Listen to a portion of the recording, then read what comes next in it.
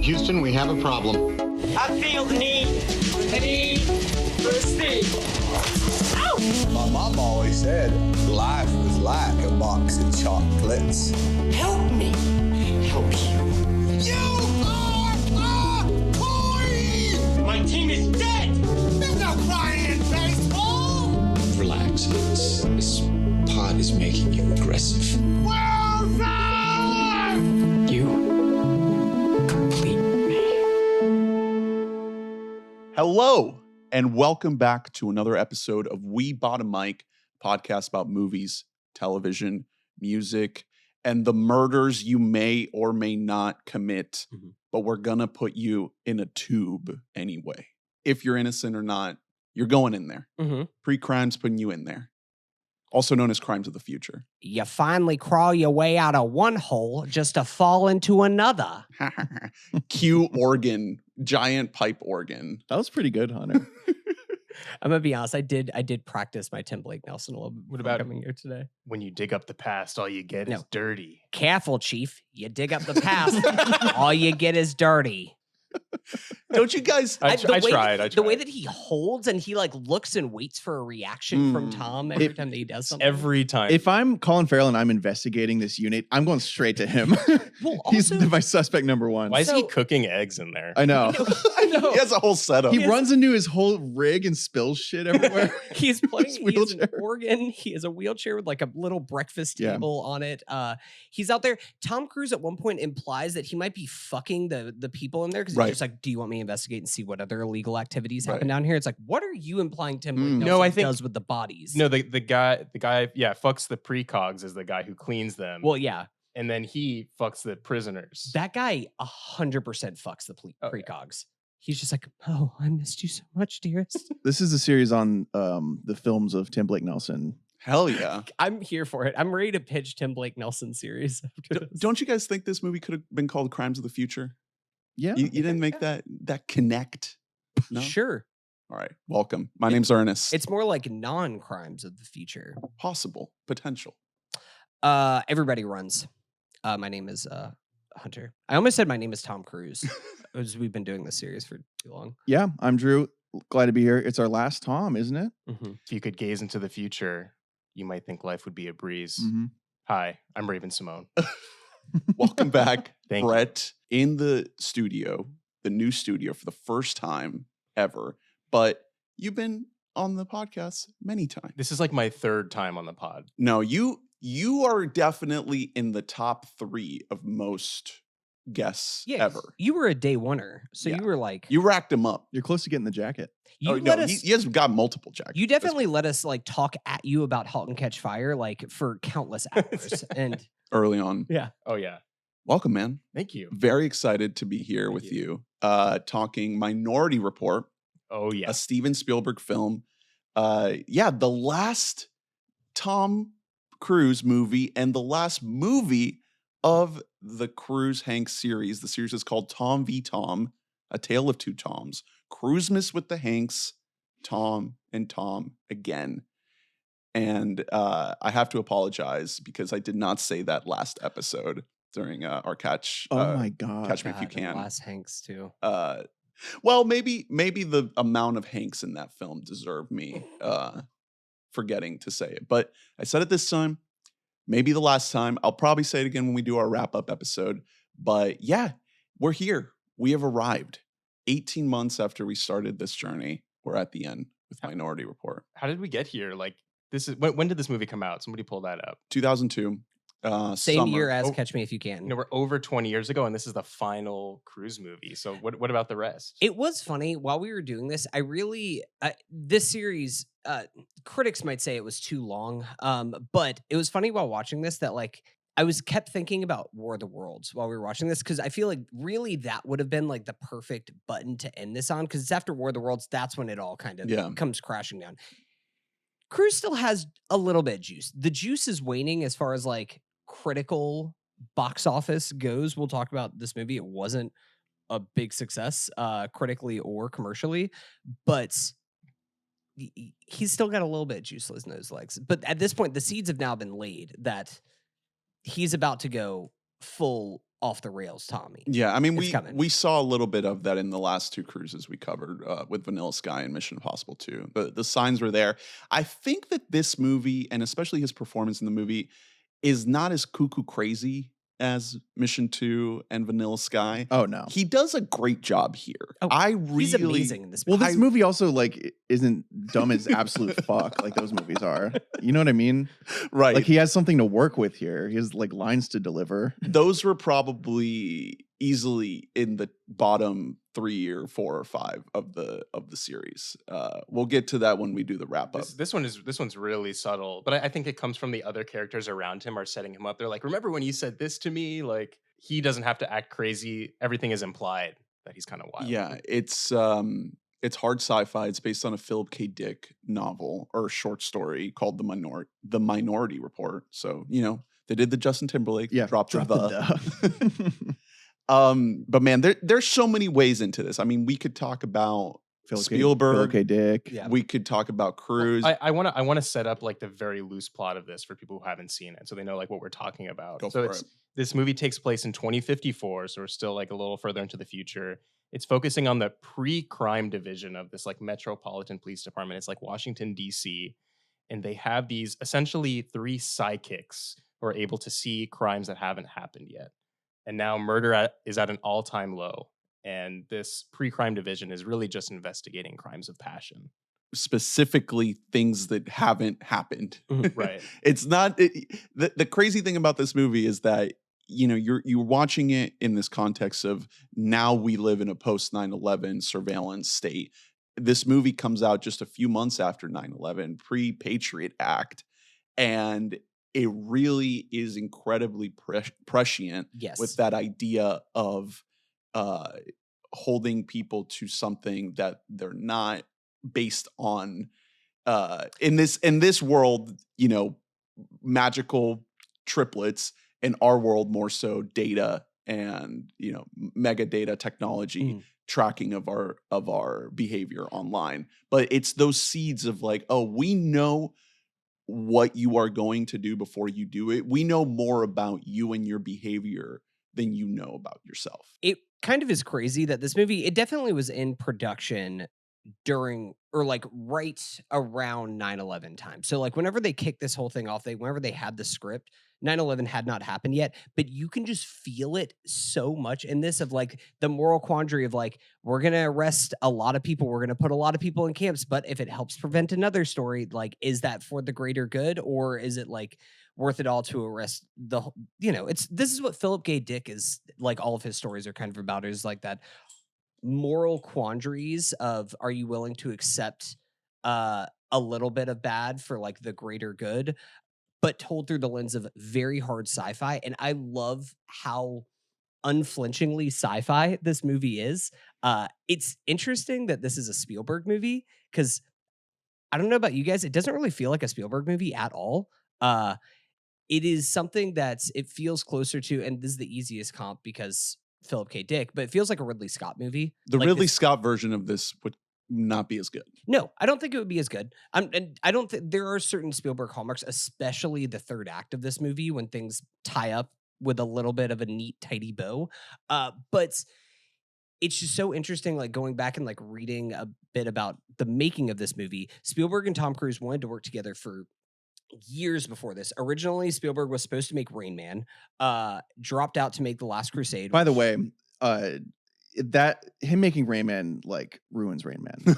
I'm gonna be honest. Oh no, I love Spielberg, but like the whole charm of that movie is how shaggy it is and how much Levinstein just lets them like do whatever they want, and Spielberg will never do that. Yeah. So it's a good move. I think it's probably best for both of their careers that Spielberg makes Last Crusade instead of that, and then Levinson gets to take on Rain Man.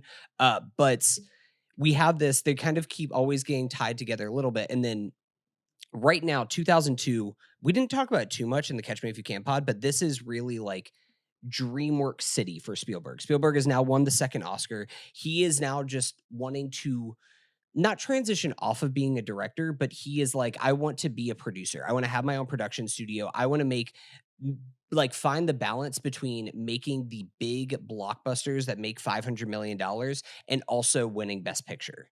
And that is kind of this balancing act that we're seeing for Spielberg. So that's why he didn't even want to make Catch Me If You Can, because he was just trying to like just produce that movie. But this was always the one that was in the bag where he's like, hey, did you hear that like Spielberg and Tom Cruise are making a Philip K. Dick movie It was together? building. It was something that had been bubbling up for years and years and years.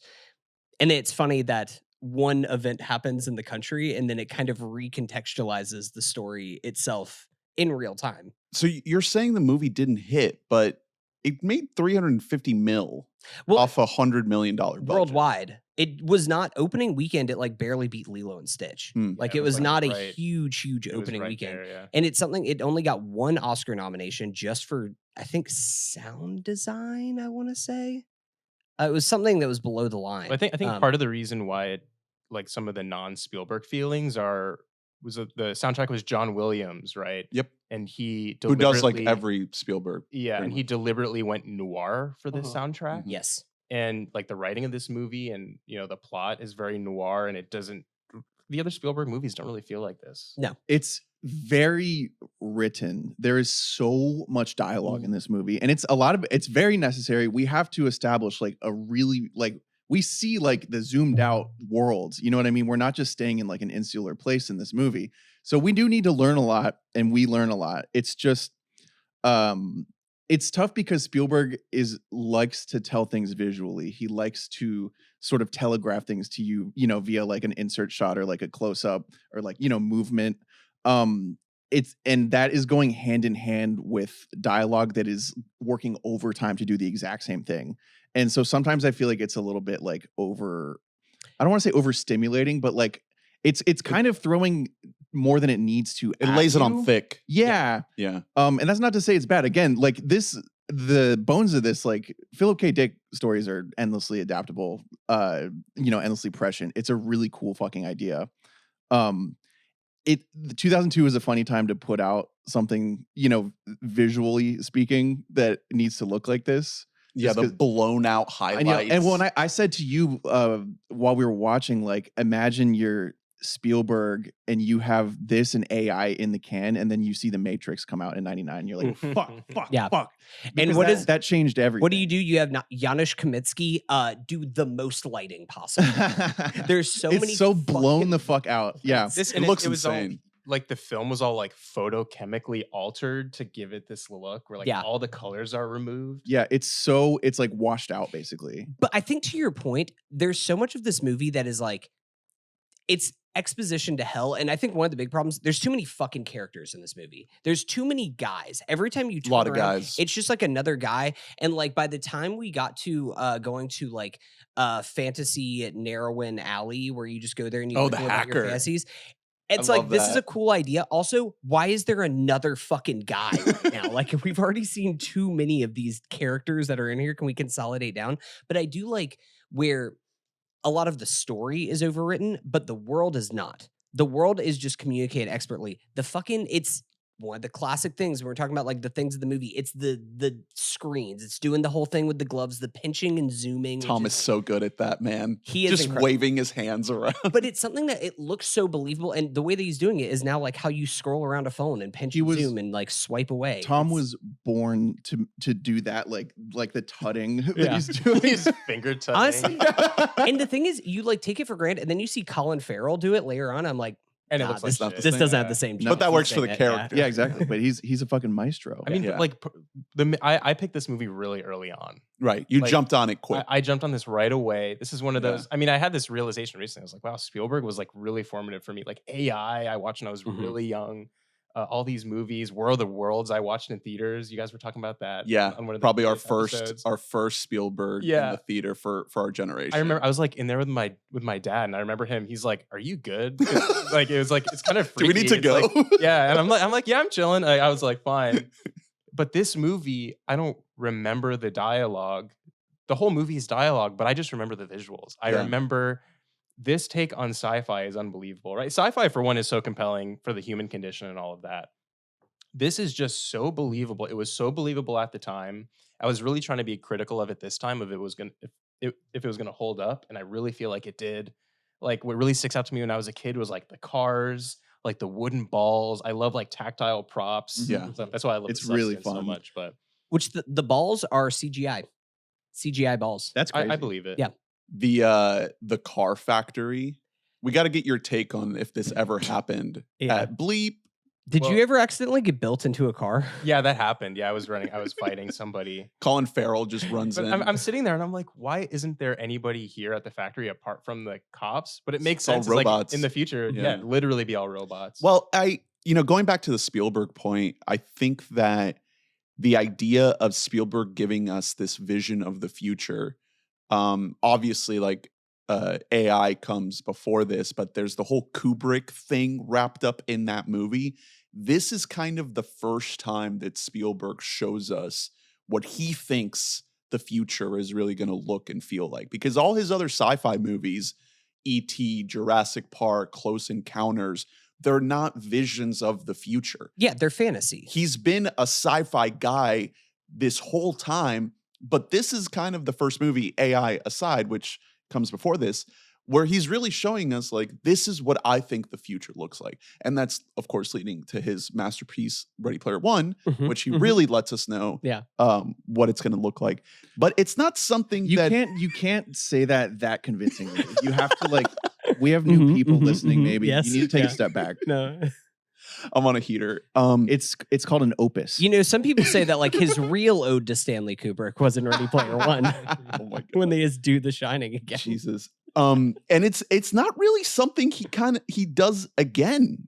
I'm looking at his filmography, and then Kingdom of the Crystal Skull. That's not future. That's that's sci-fi. This is like you said, a lot of his like previous sci-fi works are more like, they feel to me more like alternate present stuff. So it's not like whole cloth like new shit. Yeah, it does. Those feel like alternate presents. You're right. He's always doing sci-fi, but this one, like, why it felt so real to me is all the sci-fi really hits. It feels believable, but the level of fantasy, right? You have the precogs who are like seeing visions of the future, right? Yeah. It's very magical.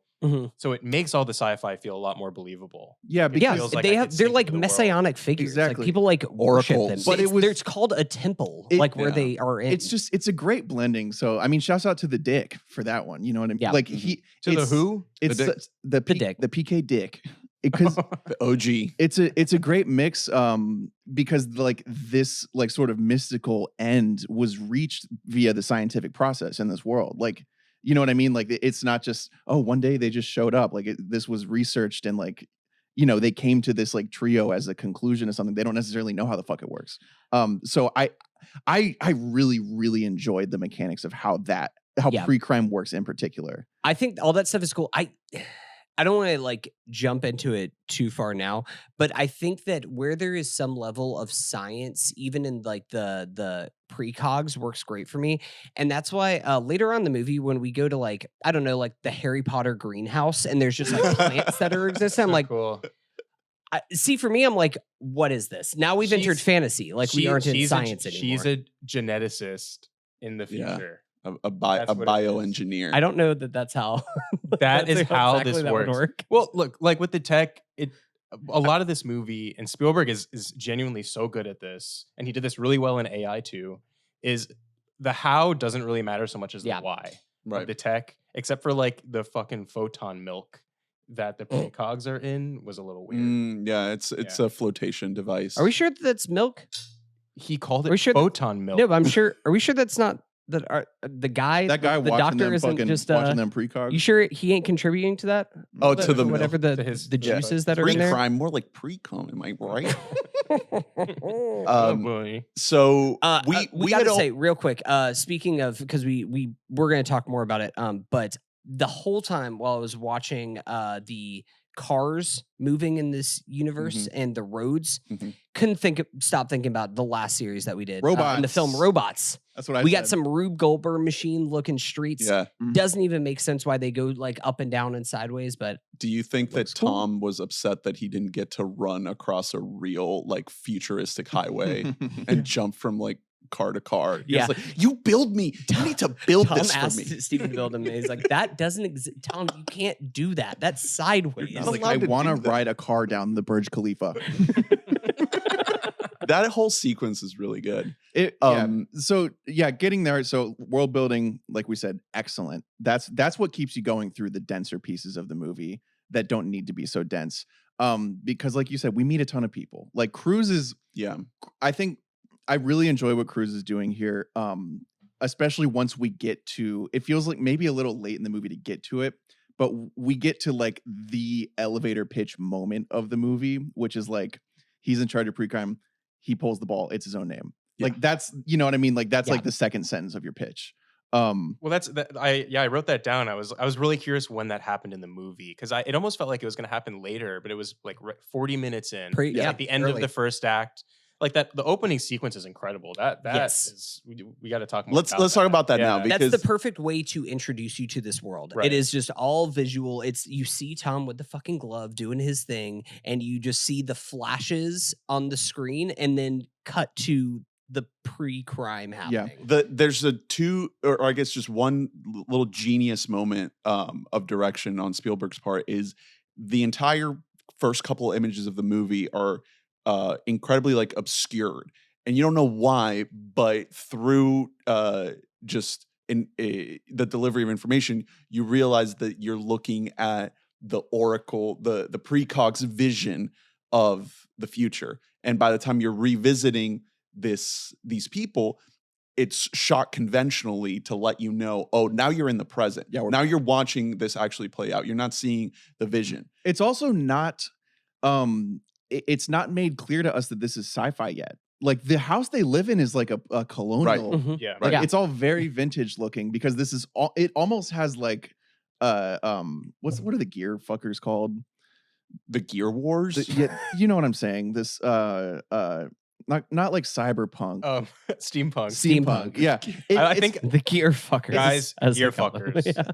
It almost has that vibe. It's like it's retrofuturism in that way, but it also makes sense for the plot because it's not laziness, because you find out later, like it would make sense that this is a world in which the highest of technology is held by the government to do these things, and you know a lot of people are just dealing with pretty regular houses and products. It's also not supposed to be like 2500 or something. Yeah. It's supposed to be the near-ish future. Now, is it like 50 years in the future? Probably not, but it's supposed to be like the whole world of architecture hasn't completely gone out the window. Well, and so you get that sequence, which is really interesting, like no clue where it's going. And then it is a big leap of faith once we get to Cruise, find out what he's doing. When you first see that level of sci-fi, that, you know, that's the first time in the movie that you're like, oh, this is like hard fi.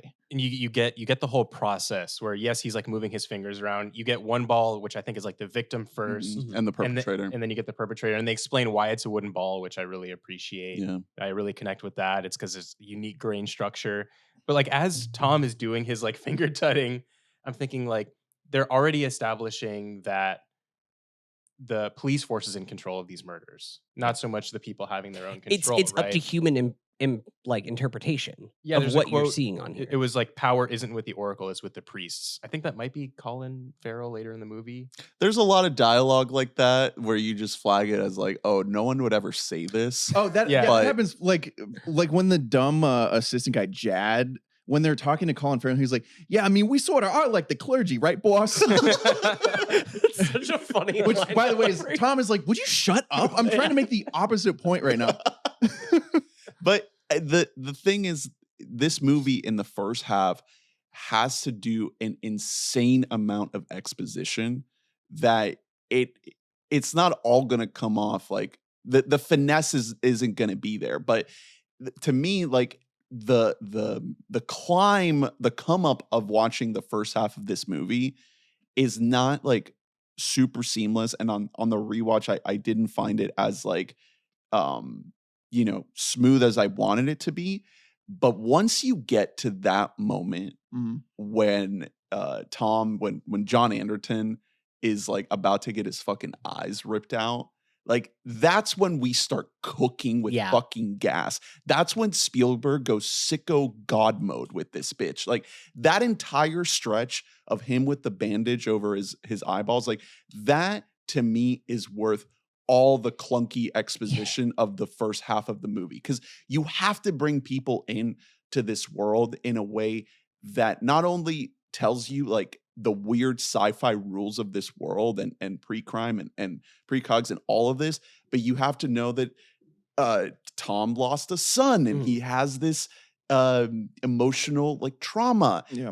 There's so much information that you have to have. Yeah, and I so that appreciate you that can they're then not clear out and get these amazing moments. That's why those quotes aren't cheesy for me, because that tone is even through the whole movie.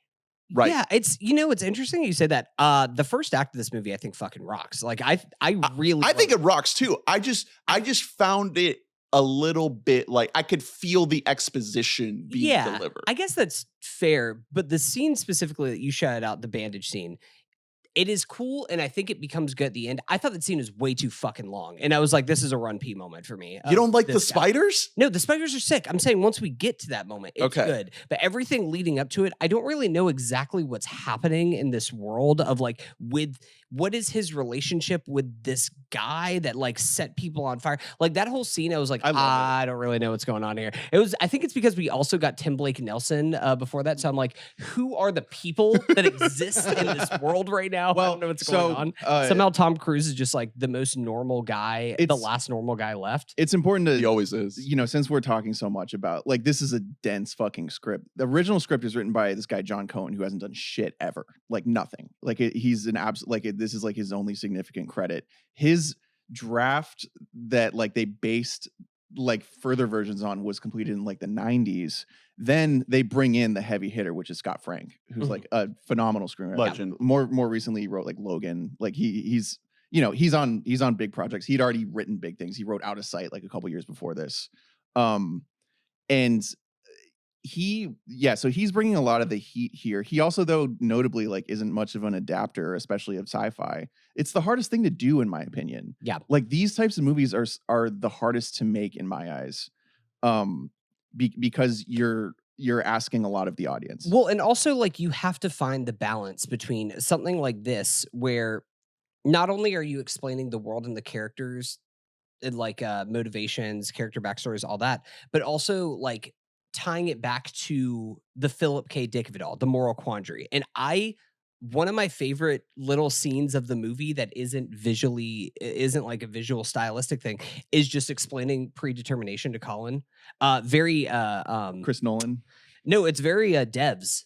Sure. I just kept thinking about just like, if you know exactly what you're going to do, like, yeah, sure. Like, it was going to fall. Well, you stopped it from falling. Are you sure that was ever going to fall? Like just the kind of this. Yeah. The rolling of the ball is like such a Nolan scene. It's Tenet. It is. Yeah. It's Tenet, but listen, it worked. It worked on me. Hey, Tenet rocks. In a way that Tenet doesn't. A lot of what Nolan does with exposition, he gets shot all over because he has too much of it, sure, but like he's very, very good at it and he's gotten better over the years. This script has a lot of Nolan feeling exposition in it, in that like, it's almost like he's like, listen, I don't have any choice. I have to tell you all this information. Right. You're going to need to know all That's this. genuinely what it feels like. I'm like, are any of these, which of these are Run P moments and which of these are the best scenes in the movie? I can't tell. Yeah. Because it's all like even exposition. Well, yeah, because even like something like you're like, oh, it's earlier on, but like whenever Tom goes to his little smart house and you see that. But I love all the scenes. I love his house. I love seeing the dancing cereal box. I love looking at the little He fucking throws holograms of dead kid and wife who doesn't love him anymore. They came together. Yeah. Core. Yes, they came together. Core. I like Neuroin. The like drug? heroin. Yeah. So is that just like heroin, but like no bad side effects You whatsoever? huff it. No, It's like it's bad. air. It's bad side effects. You get fucked up and your kids become like terrorized by murder visions. So I don't know. Is that like such a bad thing or like no? Look at they become like famous. I don't become like know. they become gods to some people. I don't know. Right. Yeah.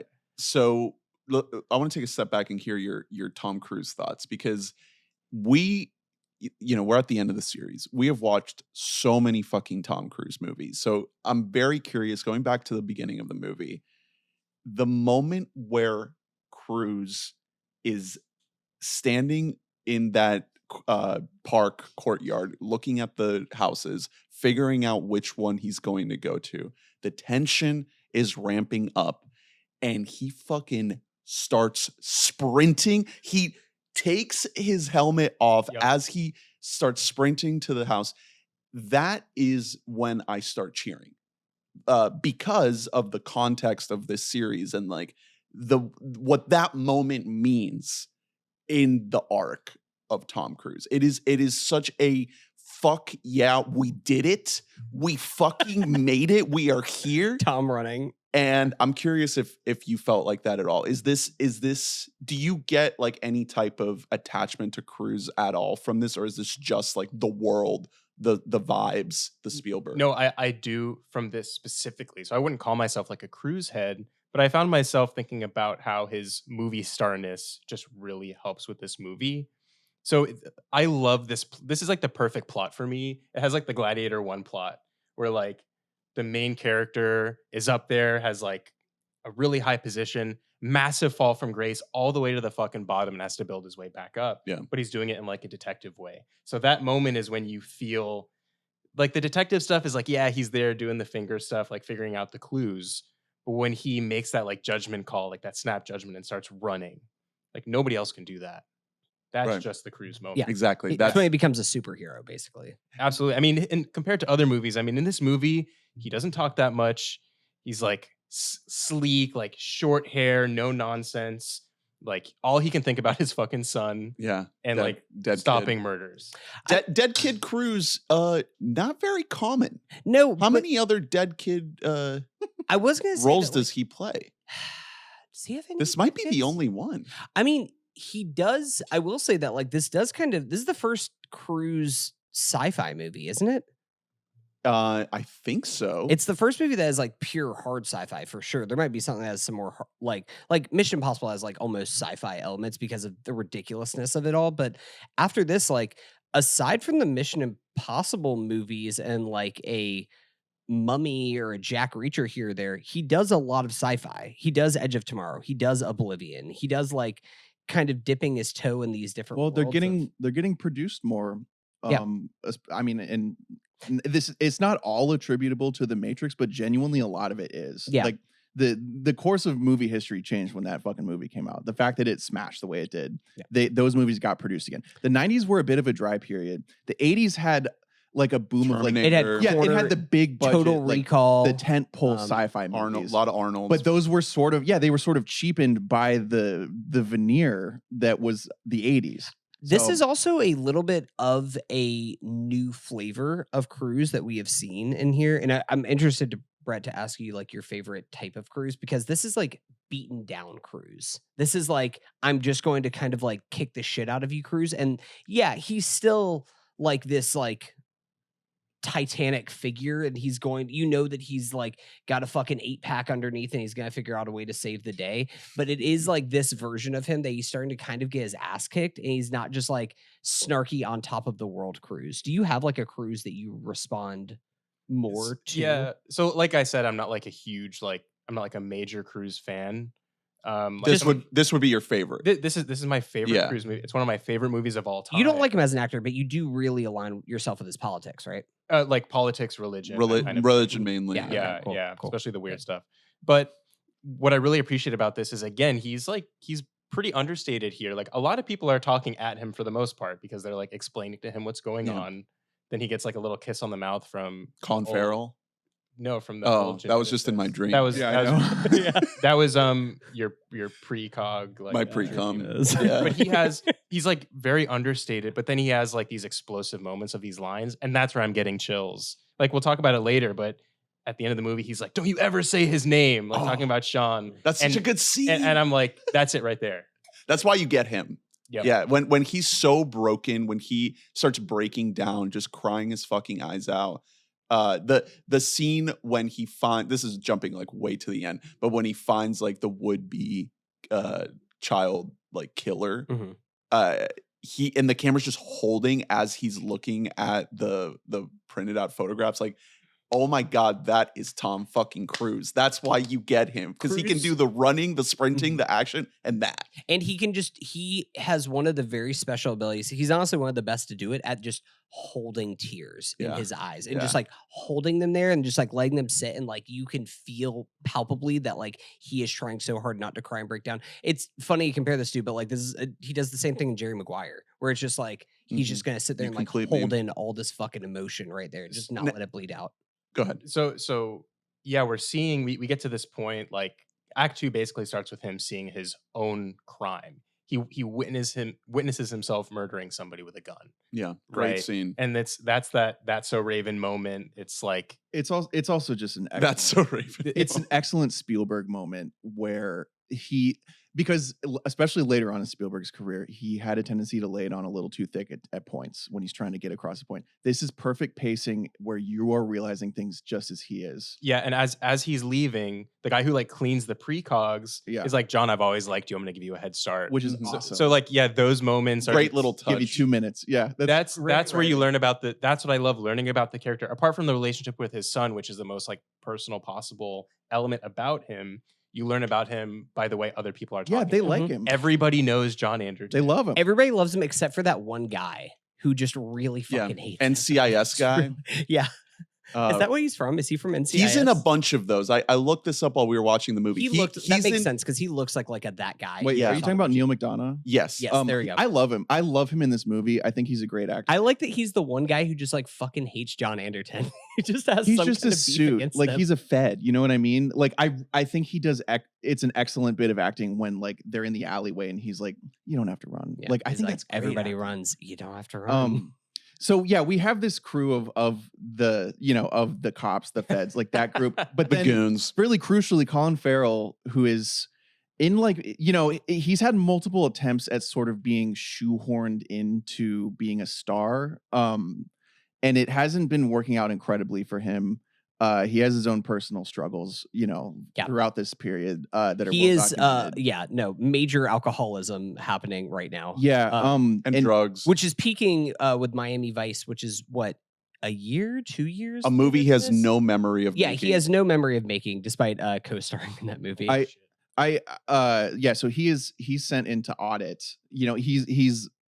He's there for plot purposes and also like a great stakes raiser, because not only has Tom just seen himself pop up in the ball, but it's the worst day possible at work. Mhm. So He's the antagonist at this point. Yeah. yeah, And a great how do you guys mechanism of I was gonna exposition. say, how do you because obviously even though he's a villain, he's also our surrogate because Yeah. we learn a lot through He's him. just asking all the We're seeing- questions. yeah, we're seeing this new world through his eyes a lot of the time, but we're not meant to like him. So how do you guys feel about his performance? I love shithead Colin Farrell. Like, this is one of my favorite flavors. Chewing My gum. favorite flavor. Yeah, no, I love the character choice of chewing gum. It's just somebody here is like, this fucking arrogant piece of shit. Like, I think that the mistake of Hollywood, which now, I mean, everybody kind of mutually agrees upon, was like, he was never meant to be a leading man. He was never meant to be like big action movie star like He's he a originally wanted to be. He's a But quiet lad. I like He was meant to be the penguin. young Colin Farrell. I like arrogant asshole, and then as he ages, I love sad boy. I like Yeah, the he lobster. learned how to flip I his like- eyebrows Yeah. to do like classic sad face. Yeah, I like the lobster. It was over I once like he figured that you out. know, True. Banshees of Inisherin, Colin Farrell. That's the flavor that I want. But he's like kind of the most classic version of like too hot to be character actor, but Mhm. too- And I think the fact that he is naturally just more of a quiet, I wouldn't say he's a small presence, but he's meek compared to a lot of people you would cast in this role. I think that benefits the character a lot because it's not like a giant fucking loud prick coming in and saying, I hate all of you. Like if they cast like Neil McDonough to do that, he could Yeah. do that.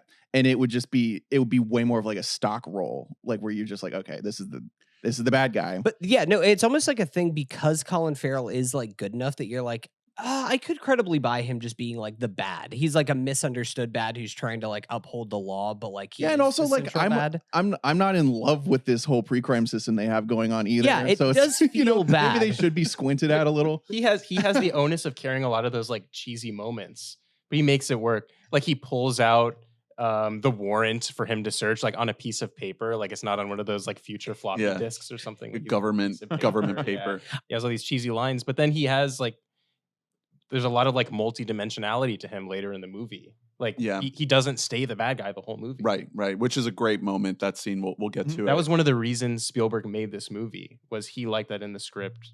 That's The- what happened the with Colin turn, Fa- yeah. with Colin Farrell. So I almost wish that he had been around a little longer once realizing, because I thought that was such an interesting He's wrinkle. happened dispatched. so quickly. I know That's- but he just goes. But that, and And honestly, it makes sense, obviously. I really like that he is like that is the thing where you're like, oh, cool, he's gonna be like the co-lead of this thing. It's like, Well, Just it kidding. keeps You audiences thought, yeah. on their toes because this movie, it becomes a mystery. Yeah. Right. So It's something that- you don't want to just know everything that's going to happen and just, just go through the motions of I it. kept thinking while watching this movie this time, because this is, I think, the second time that I've ever seen this. First time I saw it was a few years ago. And I just kept thinking about like the bad version of this movie because it's so easy to make like a really shit version of this movie. And they kind of nailed the best that you possibly could Yeah. with the source material. I mean, Especially like in 2002, yeah, finding the balance between like visually arresting, something that is unflinchingly sci-fi, but also can still be like blockbuster popcorn, pull people into it. You have like this whole mystery element that is actually keeping people on their toes and have people guessing because you have these two memories happening at the same time and you know that they have to be connected, but you can't really figure out how they are connected with each other between Tom's story Exactly. and Agatha's. It's so well crafted. That's what it is. The movie works because it's two murders that are being solved like simultaneously. You have John Anderton sees himself murdering someone, and then you have the other woman who's getting drowned. So there's these two parallel mysteries, and you don't know exactly what's going on.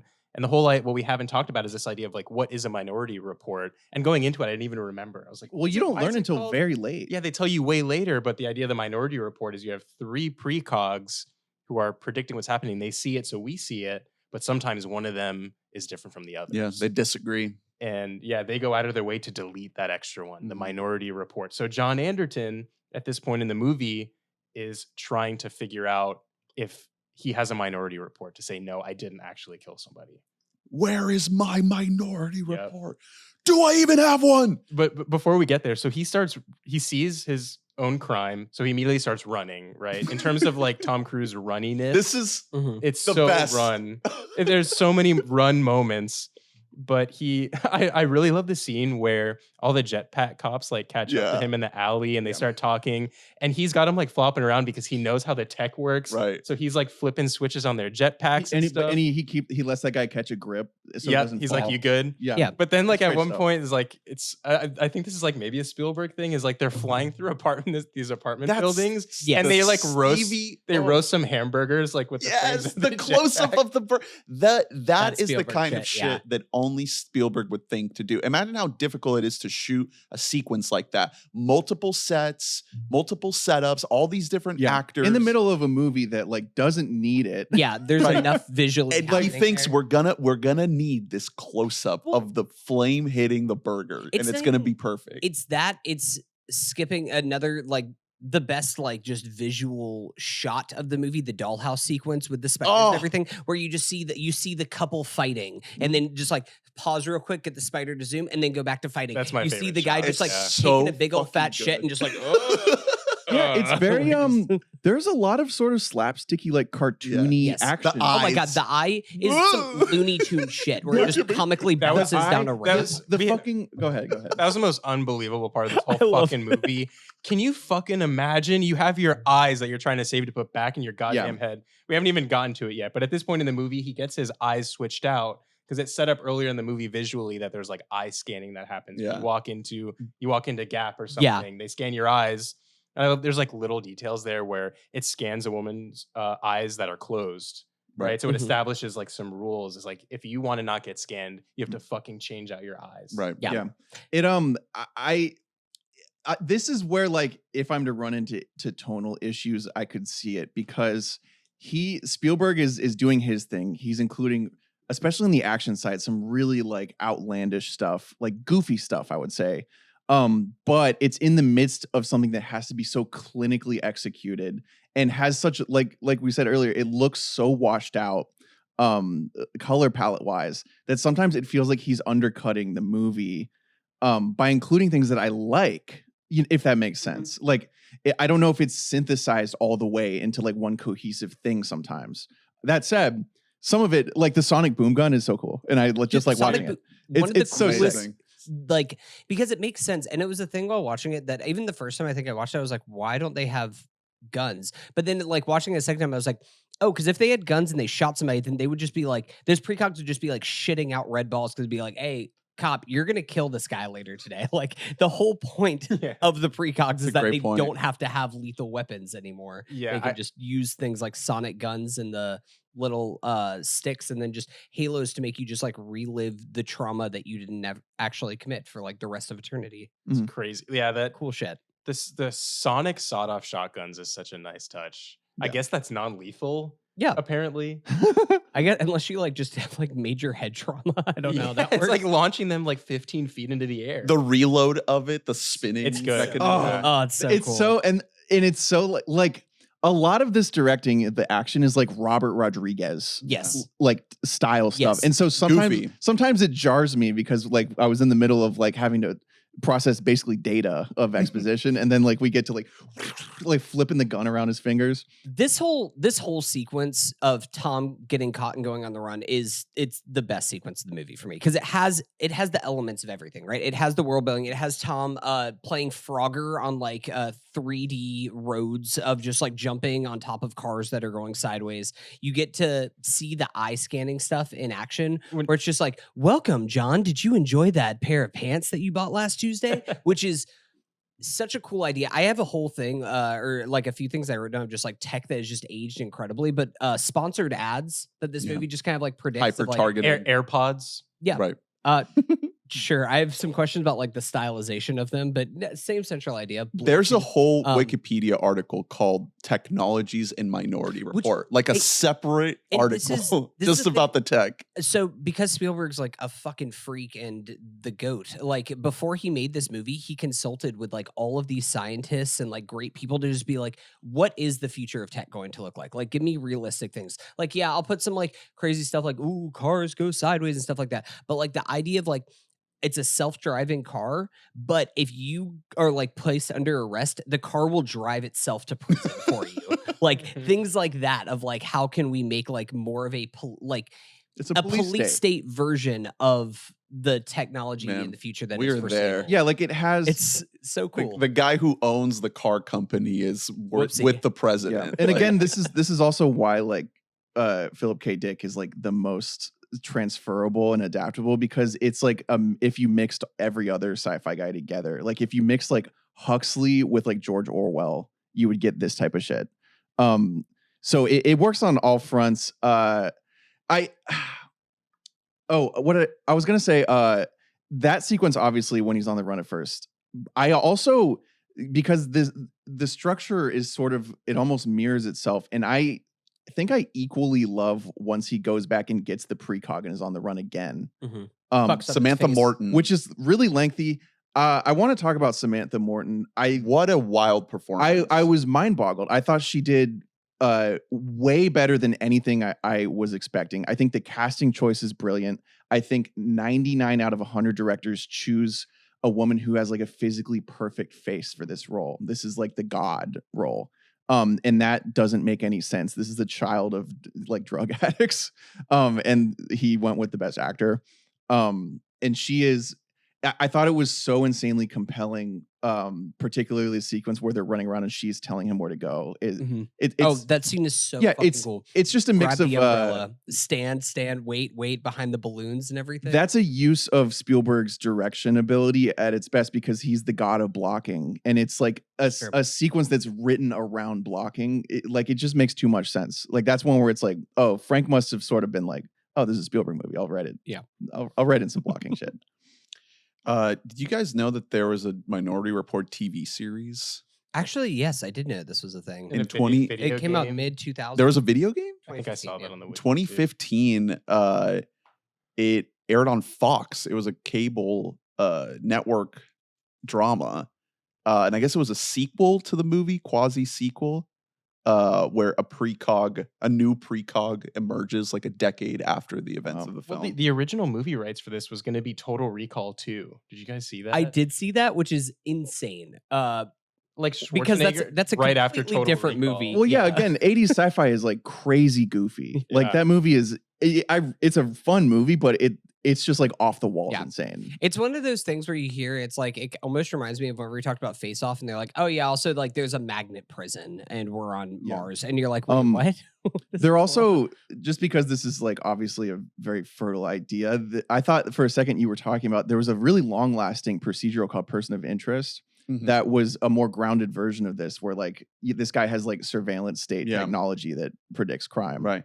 Well, apparently, so I'm just on this Wikipedia wormhole right now. Apparently, there is a real thing called criminal reduction utilizing statistical history, aka CRUSH, developed by IBM, and a system that attempts to predict the location of future crimes, developed as part of a program in conjunction with the Memphis Police Department.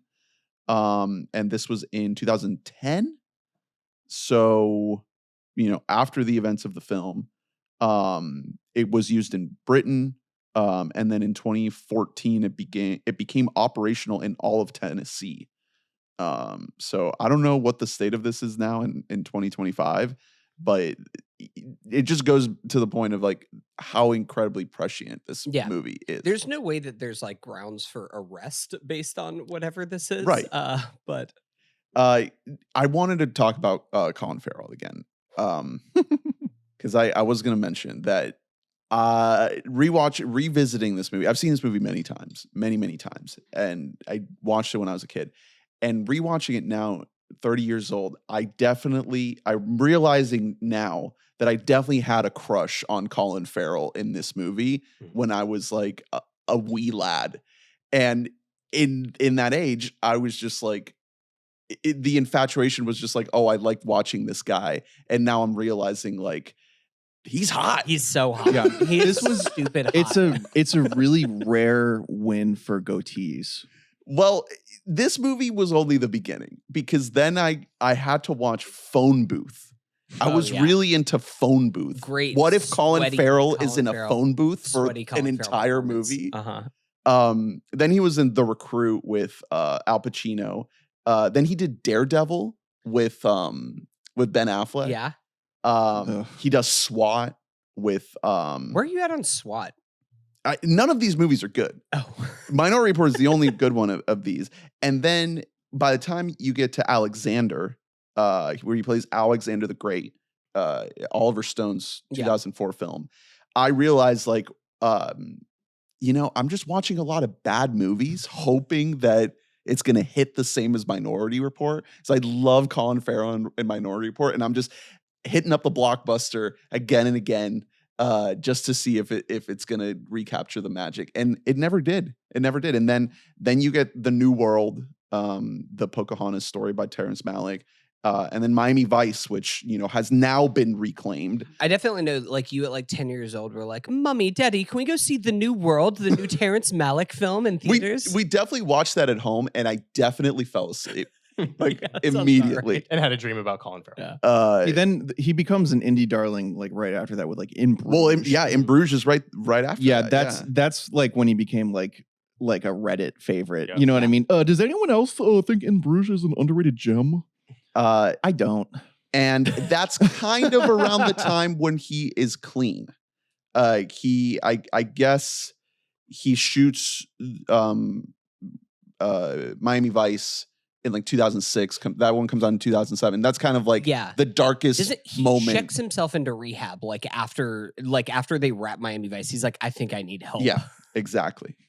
So he's been clean ever since. It is very sad. Happy that he got help, but also watching Miami Vice through the lens of like, he's so fucked up he doesn't remember what he's shooting here, kind of perfectly fits the vibe of Miami Vice, because it kind of feels like everybody might be fucked up, including Michael Mann, while directing it. I mean, even his performance in this movie, he is supposed to be this like incredibly competent government man that's like cracking down, but there is this very unwieldy aspect to this character. That's not what I get. So first off, super hot. Like the way he chews his gum like a fucking scumbag at the beginning of the movie is perfect. Loud. I was like waiting for it. I'm like, when's he gonna spit out the gum? And it's like not until they're fighting in the car factory on top of a car. And then so Tom Cruise gets like built into a car, like so rises up like Nosferatu, and they're like looking at him, and Colin Farrell like punches his fist into his hand. He's like, that is a punching his palm. That's an insane move. I would kill to know if that was given by Spielberg. Well, or if it here's the thing. I believe it is, because that kind of plays into like that a lot of the character moments and like little moments in this movie are just like fucking like Looney Tunes cartoon shit. Because also like right before he starts to fight, 2 different moments, he like pulls out the crucifix and kisses it before he like lays. He's just like about to get into a fight. He's like, and then just like has to go in there, and then he just sees Tommy. He's like, why I oughta. Yeah, I mean, I guess that's like he also kisses it before he dies, and he makes a lot of like religious comments. So that's like an easy win. But I don't see him. You guys are talking about him like he's supposed to be this really competent guy. And I don't see it like that. I think it all like clicks when he transitions from bad guy into good guy after the Crow murder. And he's like, wait a second, this was all set up. Mhm. And he looks to fishy. the jetpack cop. He's like, have you ever fucking like been to a murder scene? Yeah. He's like, no. I was like, I was a homicide detective. Yeah. Like, let's fucking do That's this. a great moment. He's just like a good detective. Mhm. I see, I don't know. I almost took him as like, you know, he's coming from corporate basically down, and he's just like, yeah, okay, like you guys think that you're hot shit, but like I don't trust anything. Like he's coming in with his own biasy towards it. Turns out maybe he was right the whole time. Yeah. But like I think that I kind of trust him as like a federal auditor of this company. Like he's trying to kind of be an asshole. Yeah, he's like a into, fucking like, comptroller. basically, no, that's honestly like basically what he is for this company, is just trying to come in and do that. But at the end of the day, like he is trying to just do his job the best he can. And sure, he's bringing his own like biasy into it of like, wow, it feels like this is like a lot of human error gets introduced in this position that you guys put yourself in every year. But you But are correct it- that he's not like amazing. He's not doing an amazing job. Like I think like a half second too late, you know, when he's explaining all this to Max von Sydow, he's like, now of course this would have to be someone very high in the company. Yeah, he does make.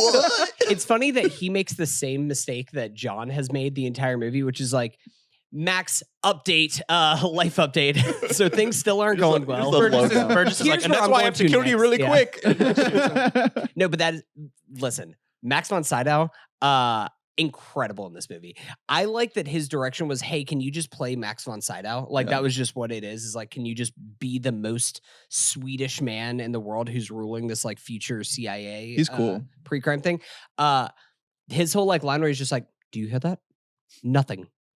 No parachutes coming in. No spiders. The precogs are asleep. I don't have a Max von Sydow. No, that's solid. I was Yeah. like, It's a fun I mean generally that's a fun premise that like basically this DC now in these hours is in like the purge, but he's the only person who knows it. Right. You know what I mean? Yeah. Because there's Yeah. no pre. Like everyone could be doing murders, but he's the only one that's like, there's I can definitely murder an now. alternate reality where somebody's just like, shit, can we just like do this? Just get away with this? Wait, because they're advertising that Anderton's on the run on all the like digital newspapers. Yeah. So maybe someone out there's like, wait a second, that's like the main guy. It's like, oh, thank God, I've been wanting to kill my wife. Like, realistically, you guys are like asking smart questions here. It's like you're poking holes in, because for the listener, there's like a lot at stake here.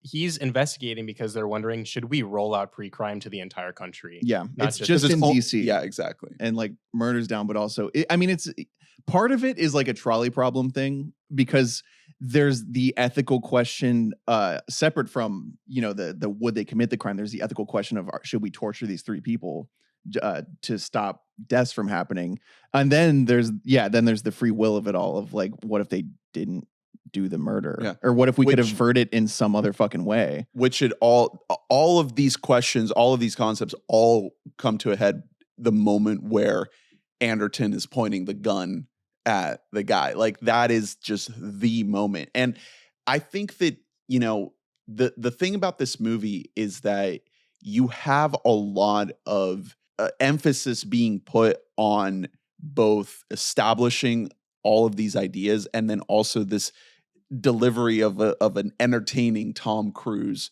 movie. So for it to all work is, I think, a big ask because it's a lot. I mean, my biggest thing with revisiting this movie, and I really wanted it to come in here and be like, this is one of the best movies of the series, 5-star masterpiece, like one of Spielberg's best. I'm not quite there. I'm like almost there. I'm like right, like a notch below that. I was ready for that. But I think that what keeps me from going all the way there is that you do feel like it's kind of biting off a little bit more than it can chew. Yeah. But I do think that I can't think of any other movie that we've covered that is as ambitious as this movie is trying to be, and that is, again, as prescient and has so many big concepts and ideas that are still resonant 23 years after the release of this movie. So yeah, maybe the exposition's a little bit clunky. Maybe some of the dialogue's not like as tight as it could be. Maybe you can poke a bunch of holes into the logic. And if you think about it too much, it doesn't all hold together. Maybe the mystery doesn't pay off as well as you want it to. But all that being said, I do think that you're left with something that is incredibly successful, maybe not 100% of the time, but way more than any other attempt at this story would have been by anybody else. Like, all the other versions, I don't see it being as good. I think also the 2002 of it all, if we're talking about like the possible, greatness of it, there were significant like visual limitations back then that we don't have now. And there are certainly things that would look a lot better if it were made now. That's true of any movie that came out back then, but when you're doing a hard sci-fi like this, I think though another bumper it kind of runs into is like, this was almost like some of the tech in this is like a template for a lot of bad sci-fi. The clear screens being a big piece, like that tech ended up being in like CSI Miami, which is set in the present in like 2007. They're using that exact technology. It's the stupidest show of all time, but it became sort of like stock, futurism. Yeah. When back then that wasn't quite the case. It's just because we have experience with like the way a lot of this looks, we're looking at it in that light. Like it's 2002, but you can see like the key light and the backlight when he's like riding in his car and it's supposed to be moving, but it's clearly stationary. Whatever. Right. Yeah. Sure. That's fine. It's one of those it's going to things where, happen. it's tough. And we say this, I feel like every time we talk about any sci-fi movie ever, but like when there is an element of the practical and it's embellished by the CGI, it still holds up well. Like things like the sonic gun, things like a lot of the chase scene stuff that you're seeing when they are in the gap and having the screens, but you can tell they are on a set. When it's just Tom Cruise playing Frogger on Road That Goes Sideways, it just doesn't look as good. But it's okay. I'm sure it looked incredible at the time. I'm grading it a little bit on a curve because of that, because I still think that a lot of the stuff does look good. Even some of the stuff that doesn't look like perfect, like the spiders, for example, still look really fucking creepy. And like they work. And they're also, they're like my favorite part of the movie. Yeah. Like I love watching these little fucks. I want to talk a little bit about that sequence because one of the things that, so the guy, Peter Stormare. Yeah. The eye scientist guy. So Peter Stormare and Tim Blake Nelson are in a completely different movie together, but I'm glad that at least the two of them are in the same movie. Just a don't scratch, never scratch. Well, again, this is Spielberg doing weird tone stuff because he's made every type of movie, and I feel like sometimes he maybe gets his wires crossed a little bit. You know what I mean? He's like, has this thing. He's just like, meet my beautiful wife. And she like, you hear a toilet flushing and see like big old fat mole. So like, Tim Blake Nelson is like, I go into the scene with Tim Blake so stoked. I'm like, oh fuck, here we go. He rocks. I had no clue what he was doing performance wise. It's fun, but it doesn't make sense. It's nonsense. But sometimes fun is all you need. Well, that's the thing. And like we're saying, Spielberg is injecting like silly goofiness into this movie. Yeah. It's just it's strange when it's coming after a half hour of none of that. Yeah. And so, we get that. And then the way that we are introduced to Peter Stormare is by him blowing the most snot you've ever seen out of his fucking nose. This is like Spielberg making like a kid's movie in his own head where he's like, okay, this guy's gross. This scene is gross. How do we introduce him? Yeah. He blows like a pound of snot. Like it's too much. And the exposition makes it make less sense because he goes, don't worry, you're not going to get sick. I'm going to pump you with antibiotics. So then why are you sick in the first place? Well, also, so not gonna get you sick, but he's just like, oh yeah, like I'm gonna, like he's like, you like put me away for a long time, like I'm never gonna forget that, but I am gonna like help take care of you. Yeah. But also, I'm gonna leave like the moldiest.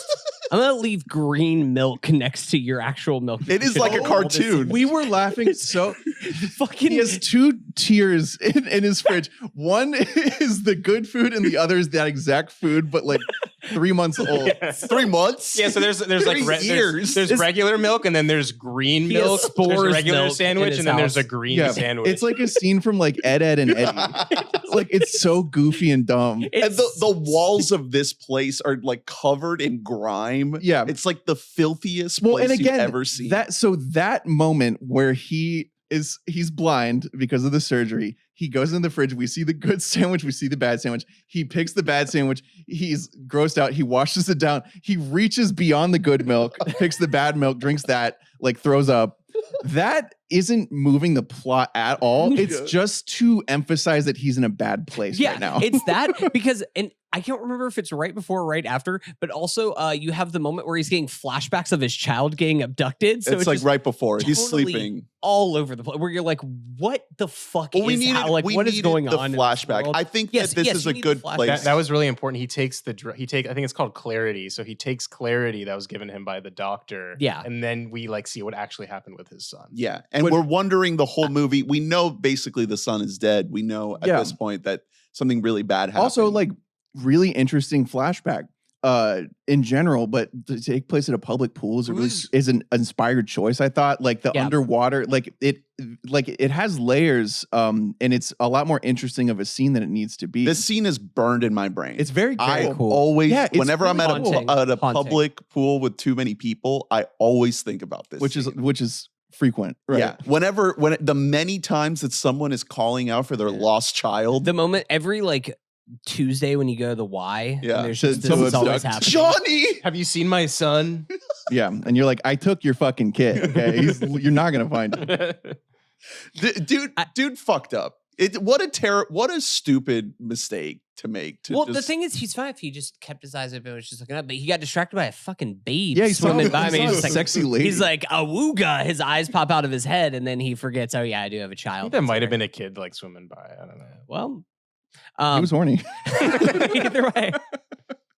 But again, so there is that scene, and that is very well done and well visualized. Again, it is like the brightest summer day you have ever seen. Talking about the fucking lighting of this movie Yeah. being unreal. A lot of that It's- also like just it looks reeks like of it's like- early 2000s to me. A lot of movies did. I mean, Vanilla Sky looks like this a lot at points. Yeah. And it's not a choice I agree with, to be honest. It's something in this where it's just like, was this the last day of summer that humanity ever saw? Like that is what it feels like. yeah, as before you- everything went dark. Yeah, that was like Everything right went before gray. the last ice cap. That was Yeah. sunny. Yeah. But in the main movie, anytime there's sky, it is unbearably bright, but white. Not in a sunny way, because we're Not in like yellow, we're in a yes. dystopian, sort of like clouded future. But I thought it was way overdoing it. I just there's that, but again, going back to like, I don't really know what the sequence is. Because we have what we talked about before, where I don't know what Tom's relationship is with this guy. We then have the spider sequence, which I do want to talk about more. But on the other end of that is this whole thing of like, do not let that fucking, you got to keep the bandage on for 12 hours. You Yeah. have to do it for 12 hours. You And he won't go takes it off blind. after 6 hours. And then it seems like he just lives his life completely fine after taking it He's off a for little 6 hours. blind. Yeah, I thought does he he went go blind in one blind? eye. Does he? I thought that It's was kind possible. of what happened. Like the prosthetic or CGI there, it looks really good. Like his It's eyes cool. all like The black. fucked up and Yeah. Yeah. Well, just Yeah. that entire sequence with the spiders is so awesome. Incredible. Like it's a brilliant building of tension. It all works. Every single moment of it. Like that's what, like those moments are like when I'm so in on the movie. And it's working. And then at what point does he get back to the Agatha? It's like right after that. Yeah, I Yeah, mean that's he- when he fucks up his face. Mhm. Just a totally normal thing to do to like inject your face Which he does wait to in do front of the people. No, yeah, he waits. He's like, I'm gonna have to eject my face, but it's on a time thing. So I I'm should gonna probably hide get, behind. I should get like right underneath this bench next to like a field trip of children, and that's the time and to shoot do up this. into my jaw. yeah, and they're like It's so weird. The field trip is like about pre-crime. Yeah. But I I do like It's so Spielbergy. that prop sticks in my head so much when I was a kid. Like him sticking it up in his chin, like was so cool to me. It's Yeah. I mean, it's really like Well, the jarring. effect of his face like melting Really is good. so well done. It's great. That all looks really cool. I like that between this and Vanilla Sky, Tom is just like, how can I make myself uglier? Yeah. I'm like, I'm too hot for these movies. Like- and I have to make myself ugly. Like had polyjuice potions come out yet? Yeah. He's like, step one, I'm gonna put myself next to this fucking smoke show, Colin Farrell. well, there you go. Who's- Hey, Listen, he's kind of eating him God. up. Dude, it is I true. wanted them to Scenes. kiss It is so well, bad. especially we haven't talked about it yet. This is not my favorite Tom here. Like I think that it gives him a boyishness, which is good. Tom is 40 years old when this movie comes out. Oh, yeah. Which is insane. He does not look 40 at all. So the short hair is good for that.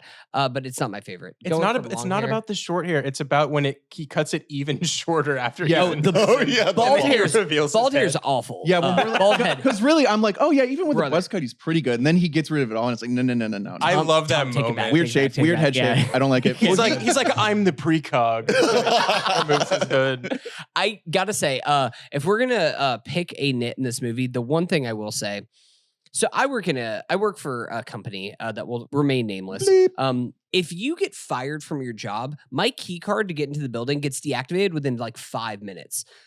This Oh, is yeah. like the Department of Pre-Crime, and he's like his eyeball. He can still just like scan it to get in out of doors. They haven't thought about like disabling Don't access think about it too much. or setting any kind of alarms. Hey, that's or your anything. government for you. You know. That's too nitpicky for me. The thing that really fucked me up is when his ex-wife gets in with his eye. When the fuck did she get his extra eye? When did she and, get the and eye? Tim Blake Nelson asked, like, how the fuck did you get in here? And she's like, don't worry It was- about it. Yeah, she's like, here, right here. Like, And then I have she- his eye. She drops an eyeball and it like sets off like 5 keys on the thing. I'm like, how fat are your eyeballs? Because your eyes should not compress. Tom's got a fat eye, dude. His eyes are like bouncy balls. Like they don't make any sense. Like I there must have been like a scene cut out when like he handed her like his eye. Like He's that like, didn't babe, make I'm going any away for a sense. long time. Take this. It's like a bloody eye bag. Or she like picked it up on the way in, the one that like rolled down the drain. Yikes. She went like digging around. She's like, I recognize that eye in the sewer. She like smells it or something. Deleted scene. So we have the black market doctor guy. Mhm. That's one guy. We have Tim Blake Nelson as a guy. We have like all of the cops that are guys. And then we got introduced to after he sneaks out. Well, okay, no, so he gets out with the precog. He gets out with Agatha. Yeah. This whole sequence is incredible. Love her. Yeah, Uh, they're doing great together. Absolutely amazing. We shouted her out before. Samantha Morton is absolutely incredible. Kind of is like who the movie is about. Like she is the central character. There's a She reason should have why- been nominated for an Oscar for this. Absolutely. Like I Yeah. think that what she's doing is so difficult. That's a fuck up right there. Her screams are like Laura Palmer level screams, And, like, where it's just like icon. It's so guttural. visceral. Yeah, it's just, I genuinely think 99% of actors fuck it up. Like they're delivering like way too theatrically, and she is delivering like someone who is like truly Right. confused as Her- fuck. Whenever they're in the car and she's like, "Is this now?" Yeah. Is Oh. like so cool. So I It's love That's her. like- I love her in the car. I love when they're at like his ex-wife's place, but I think Mhm. the scene in the mall goes on like too long. A little Like, bit. like when they're running and, Yeah. and she's like, pick up that umbrella, do this, do that. Like some of it's really great, but to me that was like went on for too long when they're like, I I, love I that do shit. think that the feeling of that scene is like you kind of don't know what's happening. And I feel like the point of it is to be a little bit confused because Tom is confused. John is confused. So you don't really put the pieces together of what is going on until you're already kind of halfway through that sequence. So to me, it didn't feel as long because you're that moment of like trying to figure it out is part of the drawn out aspect of it, where the Yeah, movie kind of there's- wants you to like linger and think about it and be a little bit confused. there's like a combination of information, which like what made it feel long for me was she's like, grab this umbrella or like wait here behind these balloons, right? And that's like the puzzle of it all, but she's also mixing in information that doesn't matter because like she's kind of confused. So like all that is happening and it's kind of Yeah, when she extended. talks to that lady, like as they're passing, you know, Yeah. and she's Yeah. like, he knows, don't go home. Yeah. She's like, duh. Well, this is a really difficult character to get right because at least I was left wondering like, what is she pulling from for this performance. Exactly. I can't think of Yeah. any other movie characters that are like this. That's why most actors, when they do a role like this, are pulling from like just like theater experience. They're pulling from like Meisner of like, okay, what's my inspiration? Yes, And you lose naturalism, and she's going very naturalist. Yeah. And it works like it works insanely well. Well, also, I think it's a very good character choice that she is like, she's the daughter of a drug addict, and she's basically like on like she's in like Xanax milk. Like she is just like fucking like drugged out herself. And so she has a lot of like strung out energy. Like that is kind of what she has. The way that she is kind of like her eyes are big and she's just kind of like lost, like looking around and everything is like that. It feels more like that is what she is playing off of, is somebody who's like a recovering addict or a current addict than it is something more sci-fi. That's actually, yeah, that's a great call. That makes a lot of sense. That's probably, if I'm going to make a guess, what the majority of her thinking is in this performance, because I can't really think if Spielberg is telling her like, oh, I really want you to think that you're an oracle, like really think about like you can see the future and it's overwhelming you constantly. I don't know if an actor can really do much with that. It makes more sense to be like, you know, you have a fucked up childhood because of drugs. Yeah, and also like you basically are constantly having drugs pumped into you. Yeah. You might be getting fucked by this doctor in this room that we don't really talk about because he brushes your teeth. Your muscles are like fully atrophied from just laying there. And you can't even really walk. Even the physical acting of that I thought was incredible. Tom Or- has to like carry her around. yeah, Well, yeah, hanging on to him. and it gives you a lot of great shots, including the best, which is the close up of them, like you know, like back ahead, back ahead. Great. It's gorgeous. Good shit. Good Dude, shit. shout out to fucking Janusz Kaminski, the cinematographer of Dude, this movie. Janusz is I make fun of him because of the lighting, because it is deranged to some of the choices that are in this, but also it's iconic. Like it is like has a very specific stylization that I do think overall it works. Whenever I'm thinking about this in the context of early 2000s movies, like there's a reason why people point to, and there's like, oh, they're doing the Minority Report thing. Yes. The reason why this is the thing that people grab to. Yes.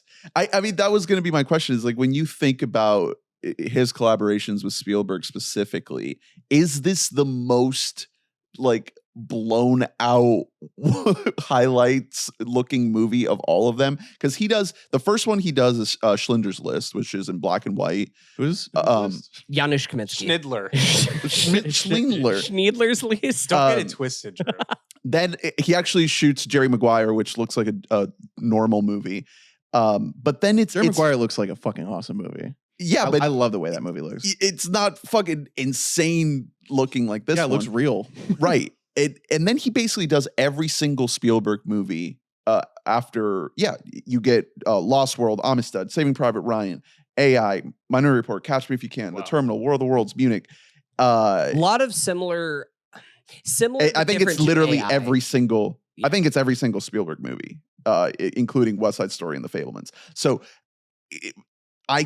is Minority Report like the most... You're saying it has this reputation. I feel like when you look at the totality, I think it is the one that goes the hardest in that direction of looking the way this movie looks.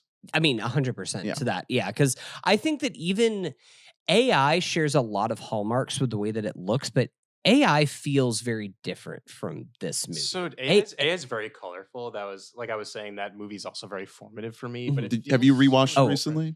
I haven't, because that movie was so profoundly sad for me It's as a sad. kid. Haley Joel Osment is my favorite performance ever in AI. Over Sixth Sense. Like I think that in AI he is stupid how good he is in that movie. Yeah, that movie is amazing. But I haven't revisited that. In this movie, I mean, there's choices made. This was so deliberate with the color grading and the way that it's shot. They're like, we're gonna make these choices. It's like utopia meets dystopia. Right. Like we're gonna make it really clean. And that all checks out kind of, because you have the clear screens that are a little bit played out that don't look that great. And then in the dystopia side, you have the moldy sandwiches that also kind of look okay, but it really just plays into like the cartoon of it all. Yeah, and I mean we haven't spoken enough about the like middle point of the movie structurally, which is the little interstitial where he goes and meets with the creator of Pre-Crime, because that's where The Greenhouse. Yeah, that's like aesthetically the most different of any piece of this movie. That's almost like a different movie for a minute. Yes, I think conceptually it's really cool. even if execution wise, I wasn't crazy about how some of it turns out. I wanted more of those plants to be practical. Yeah. I didn't think they needed to be all so digital. Especially the one she's interacting don't look with. very good, and it's man. Spielberg, Yeah. he's done this before. It's just, obviously we're at the advent of being able to do this digitally. So plenty of directors were like, all right, let's see what we can do digitally. I mean, there's a Robert Zemeckis version of this movie. That's what I'm saying. An Like it could be abomination. way worse. It's just like the idea of her being, of her retiring to this like greenscape with all these engineered plants is really, really sick. Mhm. It comes way out of left field. Could have looked a little bit It's better. also one of those things where it can get a little bit lost in what's the name of the actress that's in there? It's like Lois Smith. Lois Smith. Yeah, very like classic theatrical. Yeah, she's like, coming in and giving like, she's reading like for the back of the theater. Yeah, and it's honestly it's a great performance, but it can almost get lost in the exposition, like the central theme of the movie that's making Tom rethink his whole job, which is just like oh shit, this whole idea of Minority Report's like, have I been putting away the right people every time? Like maybe they were never actually going to actually do the killing, but it just got buried, and it lays the seeds in there. But again, there's so much exposition that's happening. It can get lost. It's just in a the mix. ton. Yeah, like I feel like if I watch this movie a second time, I'd get more out of it. Was this your first viewing? Yeah. And Oh, yeah. it's not from lack of trying either to like get more out of it. It just is so much to absorb. And so, yeah, you are having to dedicate a lot of your RAM to like getting what she's saying, because she is machine gunning her way through these lines. Like she's going quick. You have to sit there and watch. Mhm. Like you can't stop listening because the info is really important. So Yes, important. A lot of the CGI is kind of weird. I mean, the message that sticks with me there is like when she squeezes her plant. Yeah. Like, because all the while, like, and Spielberg is doing this really well, is like the relationship she has with her plants. And then she like hurts one and is like, anything will just try to survive, right? Living things just try to survive, which goes with the whole like running theme of this movie, which Mhm. is like every 15 minutes they talk about running all the way up until like Agatha screams run at the end of the Everybody movie. runs. Yeah. Yeah. That's literally on the posters. Everybody. Yeah, it's a runs. ton of running, and it's also a lot of eyes. The amount of eyes foreshadowing is like arm off in Arrested Development level. It really is. Speaking Her of name is Iris. wow. There's so much of it. Speaking of Everybody Runs, that is the subtitle of the PS2 video game. Minority Report : Everybody runs. Yeah, it was actually it Not everybody runs. That's like a sentence. Everybody runs. Minority Report : Everybody Runs. Oh, That's- really? It's Yeah. everybody runs. Yeah, Everybody runs. I mean, that's the top. that's the line. name of the game. And it was actually released on GameCube, Xbox, and Game Boy Advance So as well. Or should we do a review of that? Should we do a? So apparently the game is almost like a recreation of the film. Oh, So you get Love our guy just like picking up the precog and that running. ain't Tom Cruise. I'll tell you that No. much. They did not pay for the likeness of Tommy. Well, so I I was was like actually, a blonde-haired, blue-eyed He's like guy. he's carrying around like Agatha, and she's like, press B to slide. Or it's like she's so lethargic that's like the NPC walks slower than the player character, and you have to like wait for her to catch up to you. Yeah. Well, Just the save her. hacker And she's the just going hacker like, guy "Whoa, looks I feel exactly funny." He does look The exactly hacker like- guy- Is this real? the hacker guy looks exactly like him in the video game. Holy shit. They were like, Does it? they were Yeah, like, that's what that guy we looks can pay for the likeness of whoever the fuck this guy is in here. I do want to talk real quickly about that scene because at I first, love it. whenever watching it, I was like, oh, there's another fucking guy in this movie.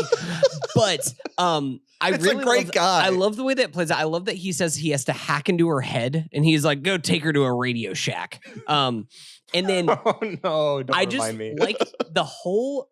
My favorite part about this movie, honestly, is one of my favorite moments of the entire movie, which is this is like a black market place where people just go there and they like live out their greatest fantasies. And one of the guys, oh my God, there he is. That's Ben Schwartz. That is Sonic the Hedgehog Proto himself. Schwartz.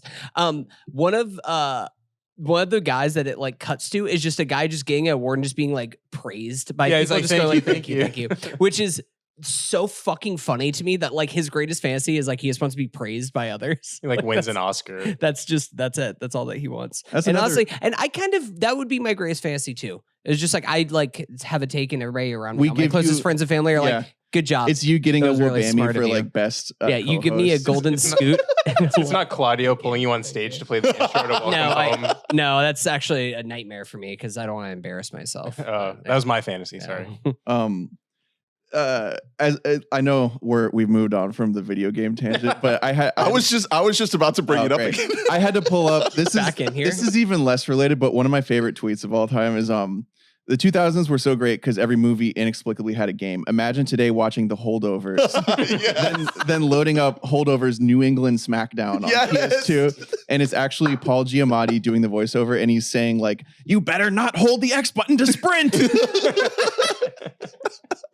That's like the classic PS2 game. So good. Saying like 100%. Don't. Yeah, I played games where they'd You be playing like, like bully? "Do and- not hit both bumpers at the same time." It's like Professor McGonagall. I would play the shit out of the Holdovers New England. That'd be amazing. What is it? New England Blitz? New England New England Smackdown. Yeah. That sounds amazing. Anyway, Escape your schizophrenic dad in time before the timer runs out. I had similar feelings when we get introduced to the new guy. It's obviously like that's another scene in this movie where it's opening up a wormhole of like that's its own That's movie. a whole other that's its own world. show. And that's what I mean is like Yeah. the movie chooses it picks and chooses its spots of exposition. And I really love that. Like I don't need you to explain to me the physics of how this world works. I just like that this is just another place that you introduced us to in the future. Yeah, exactly. And I think that they're very Black Mirror. This is the most Black Mirror part of the entire movie. It's And like you just go into- Cyberpunk. Yeah. You just go into If a anyone room has and ever just played live your fantasies. the game Cyberpunk 2077, that's basically a plot line of that game. Yeah. As you can like connect your brain to also this is definitely Cyberpunk, but the movie Strange Days, which is just now like having a resurgence because for the past 20 years it hasn't been like available to watch, but it's directed by Catherine Bigelow. It stars Ray Fiennes. Mhm. Incredible movie. Basically, the plot is that you can like buy memories, that there's like a black market of other people's experiences, and you can just download them into your own head. So that's basically where Tom goes for this 10-minute cool. stretch. He just goes into Strange Days. Yeah, and I don't know. I really love the way it's introduced as like he's the guy who built this rig for them because it would just be, a guy who's moved on to like a really scummier business. And I like everything about it except for, like I said, just the fact that it is heavily contrasting the tone of a lot of what we're seeing. But the way we're introduced to him, where like the guy is like, I want to kill my wife, whatever. My He's, boss. I wanna kill kill my my boss. wife. And then he sees Cruise and he's like, well, we don't allow that in here. Like that's good writing because it's not someone talking directly to our character and explaining the thing. I just want to kill my boss. And then we're panning. They're talking about like other exposition stuff as we're just panning across and seeing. I wanted like the movie could have stood a little more of that in general because I was loving More finesse. Yeah, just letting Spielberg like be himself and show us stuff. It works really, really well, and it's fun and it's funny. It's charming. Let's get to like the turn of the movie. So I'm curious your thoughts here, Brett, like especially revisiting it here and hearing maybe some of the complaints that we've been raising. Like this is a spoiler warning for anyone listening that doesn't want to know like the big reveal. This, pause, watch the movie. It's on Paramount Plus. Come back and listen here. But essentially what we get, and we've kind of been alluding to it, Max von Sydow is the big bad here. Drew, I'm also curious to hear from you, like if you saw this coming, but like, what do you guys think of the turn and how crucial is it for our enjoyment and the effectiveness of the story for this turn to work? Well, I love the immediate prelude to that of the setup for Cruise, where it's like a fake, pedophile. I thought that worked really, really well. I like that he's basically just like a prisoner of Sydow, so of course he's willing to just like give up whatever. That's really fun, and I think it's a really great scene for Farrell. This is the end of his character. Right? This is the scene that's asking the most of him because it's him making a revelation and trying to figure out what to do with it and making a really horrible choice. But it all makes perfect sense.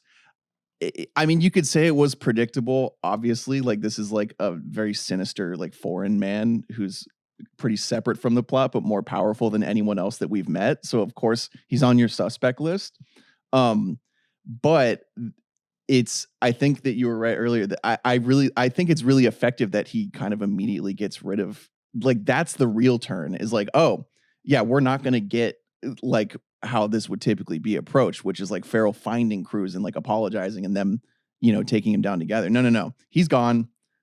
Cruise is still fucked. Cruise goes through so many different levels of being fucked in this movie that you think it's ending and it just never is. He just keeps on running into like complications. So where this so it works for me. Yeah, some of it feels a little bit sped up because Spielberg purposely puts you through like the tumbler, like through the dryer, like you as the viewer like tumble around a little bit. Yeah, like, what is going on? Where you like, so you have these two separate murders that you see from the precogs, and this is where they finally intersect. So you have Cruise like finally seeing who this person Crow is, completely clouded by his emotions, but makes the right choice, right? This is where the predetermination comes to a head, and Agatha is like, you have a choice, you don't have to kill this guy.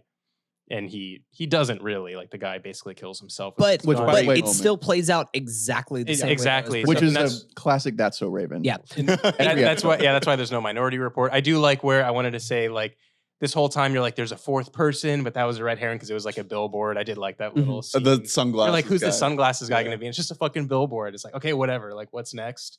And then immediately, that's when Colin Farrell makes his turn as a character. Immediately off. Immediately, he's like, There's an orgy of evidence. You're like, it's like when you realize Michael Scott is actually a good salesman. It's like, okay, he's this really good homicide detective. He figures it out right away and then immediately dies. Yeah. Like that does. Yeah. Feel He's like, really fast. what kind of pedophile just has all the pictures of his pedophilia laid out on a bed? On a bed, Yeah. just like it's for him to just like lay and like roll around on, I guess. Like, I don't know what is the purpose of Like that. the other jetpack cops are like, this is crazy. Crazy how, he definitely diddled all these kids. We got him.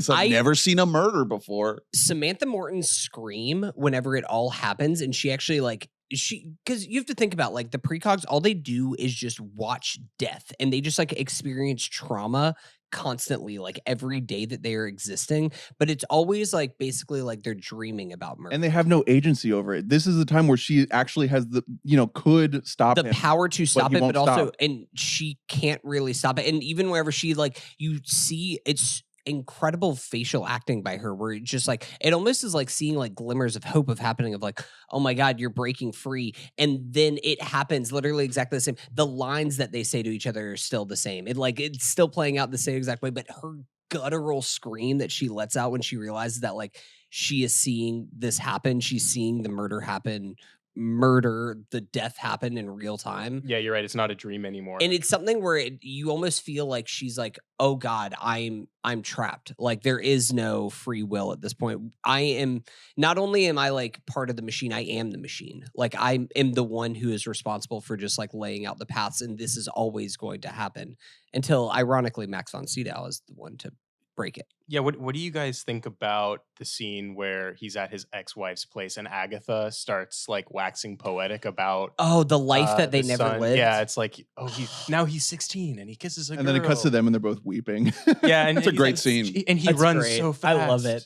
Honestly, that scene really worked on me. There's so much love in this house. Yeah, it's really good. It's just like, no, he's running. He wants to run so fast, just like his dad, but he can't. He's 6 years old. He can't catch up. He's never going to make it. Like things like that. It's like, Now he's oh, getting God. diddled. Oh no. Weeks. yeah, she just keeps John. going. I mean, it has oh God, it has a turn where you feel like, they can't possibly take it. They want to hear this so bad, but it's too much. Mm-hmm. There is kind of this unsaid, unstated tension in that scene where it's not just this release of grief and emotion, but it's also like punishing, incredibly punishing. Well, because also it is a thing where I was watching, I was like, so can she see alternate realities? Because she's like, this is where I was losing he's it a like, little bit. he makes love to a woman named Claire. He asked her to be married. And I'm like, that was Well, weirdly it's just- specific. Who's Claire? It's the What do you- Minority Report. It's the echoes. It's the little things that they've been setting up throughout the movie, just very like kind of under the surface being paid off in a way where you get this idea of what is the Minority Report? What are these echoes? Which we find out maybe are not echoes when you factor in the idea of like getting away with murder by making it look like an echo. But in the context of that scene, it is just Don't make me like- shoot you. Or maybe Yeah. maybe it's again, not to go back to Devs, which I think is like a deeply flawed show that I do think that we all enjoyed at least. It's a good one. Oh yeah, If not loved. No, Brett, you were like the highest on Devs out of all of us. that was fun. But I do almost think almost similar to Devs, it's about forks in the road. And like maybe that's almost what echoes are and all this kind of thing is like And Minority Reports. the more in the Minority Reports, it's Yeah. like it's more than likely it's this road, but also it could be this. It could road. be. And it's just kind of one of those things where it's Yeah. just two different possible outcomes that you just every person in your life every single day you come across billions and billions of fork in the road moments of choosing like what you want to do next. And this is just one of those fork in the And- road moments. Yeah, I feel like she's kind of in the house channeling this energy. Like it got a little like magic-y for me where Yeah. she's like feeling Yeah. the love and she's like, I can see She it. like looked at his stuffed animals and she's like, I can see him making love to a woman named Claire in college. He's running just like his papa. So I want to get to the categories. I did have a couple stray thoughts, so feel free if you guys. Real quick, just gotta love. It made me laugh when Max von Sydow, he's at like a celebration of him because pre-crime has gone national, and there's like, here's a golden gun, sir, to commemorate You all definitely the won't have to use that shoot won't be this, and fired, definitely won't have to use this, and Named then he has after to. Corporal Chekhov. Yeah, and then he's just like, from the military.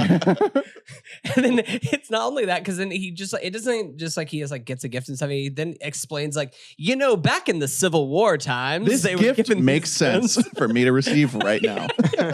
It's such a funny movie moment where I was like, we don't have to do this. I know that gun is getting fired. Like, we don't have to try to like explain it away. Well, I do love that there's like a couple moments that I really love leading up to the end. When John's ex-wife is like tying his bow tie and he slips up and is like, I don't know who drowned her, but like I'll go figure it out. And she's like, I didn't say drowned. Dun Like, dun and, dun. and to me, like it's cheesy, but like totally works Exactly. in that That's moment. a classic like movie trope thing, but it works every And time. he's acting it very well. Like he just like nails he's that so scene. good. Yeah, that was awesome. And then when they're at the party, he's talking to John in the AirPod Mhm. and they're showing the murder on the screen. And like his wife like passes out. She's like, my pearls. And, like, passes so out. good. It's Yeah. so funny. I bringing up the AirPods, I did want to ask because I just wrote a few things down of tech that's aged well and tech that aged not so well. I'm interested for your guys' thoughts. The glove scene, we've talked about all these. The glove scene, the fact of just like screens everywhere, Yeah. like all Touch. around you, the touch, touch or not. or just like kind of that Hover. you don't even need to touch Yeah. things. The sponsored advertisements, I think, is incredible. Like, I think that is like such a cool and prescient idea because I will literally like we'll be talking about this fucking movie and then I'm gonna get like sponsored on Apple TV tonight to Right. be like, hey, you want to watch Minority Report? You And wanna I'll be buy a like, gun? I did that already. Gold. I thought that all of that stuff is really cool. The self-driving cars, obviously Lexus. we've now perfected yeah, that. very Lexus Yeah. heavy brought to you. future. And Yeah, gum. Lexus. Retina scans. Retina scans, things like that, all cool. Tech that aged not so well. So it is the not so distant future, but it is the future. There's screens everywhere. But we still have paper boys. Mhm. Still going out on routes like every morning and throwing paper into people's yards. Well, they have the e-paper. So the but the electronic Like the Harry Potter paper. Yeah.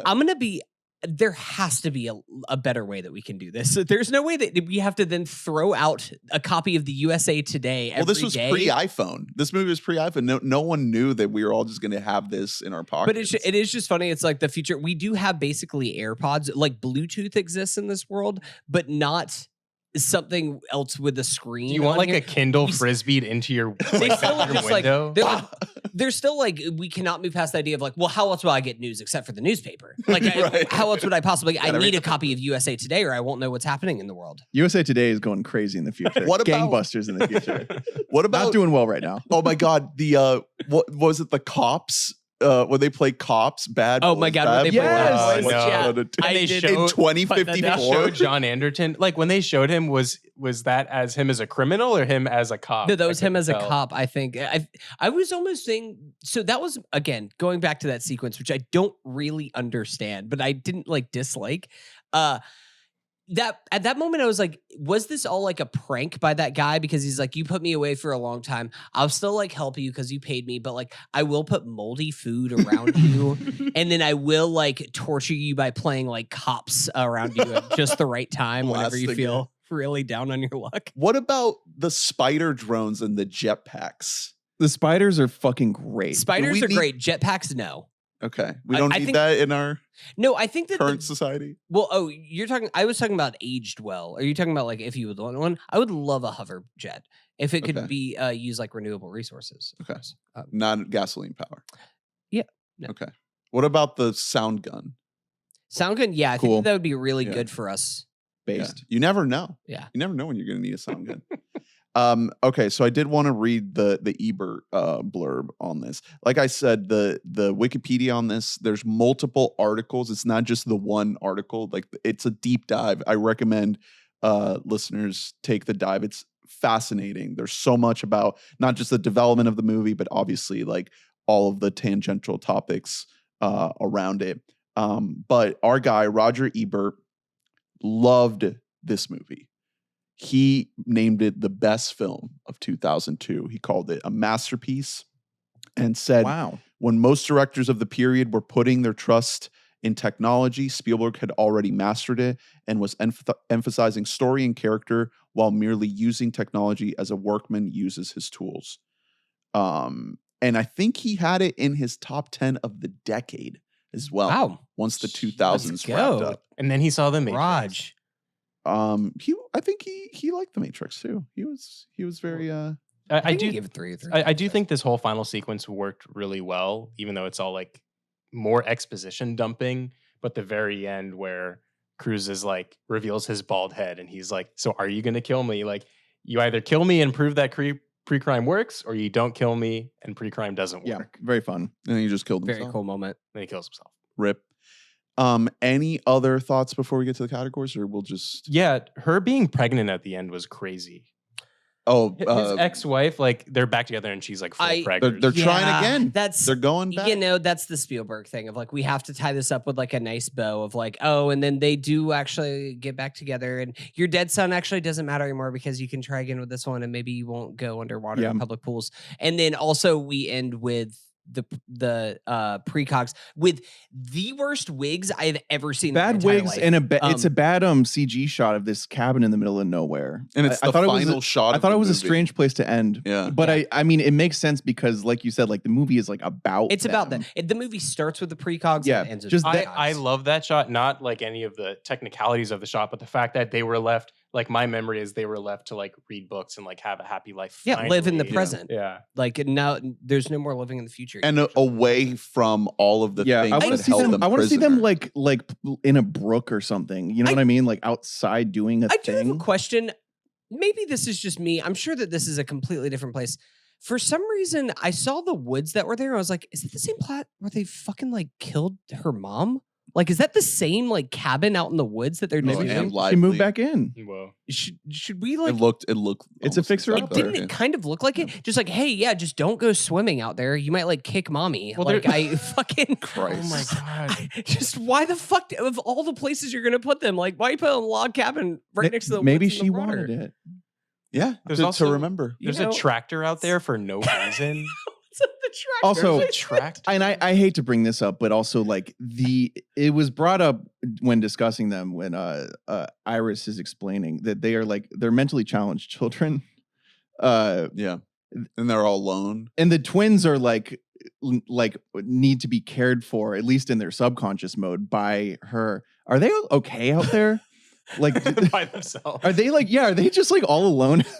Maybe Yeah, Tim one of Blake, them's, like, Tim Blake eating the Nelson. pages off the book. Tim Blake Nelson's rolling up in his wheelchair to check on them. No, once if a anything, week. it's that other fucking creep. Yeah. That's just like, hey guys. Oh yeah, Do yeah. you need they're- help brushing your teeth today? They're married and she's pregnant. I feel like this feels bad. I don't know if I like this. All right, for the last time, let's get to the categories of our Tom v. Tom series. First category is Run P. What is the scene best suited to run to the bathroom in the 2002 film Minority Report?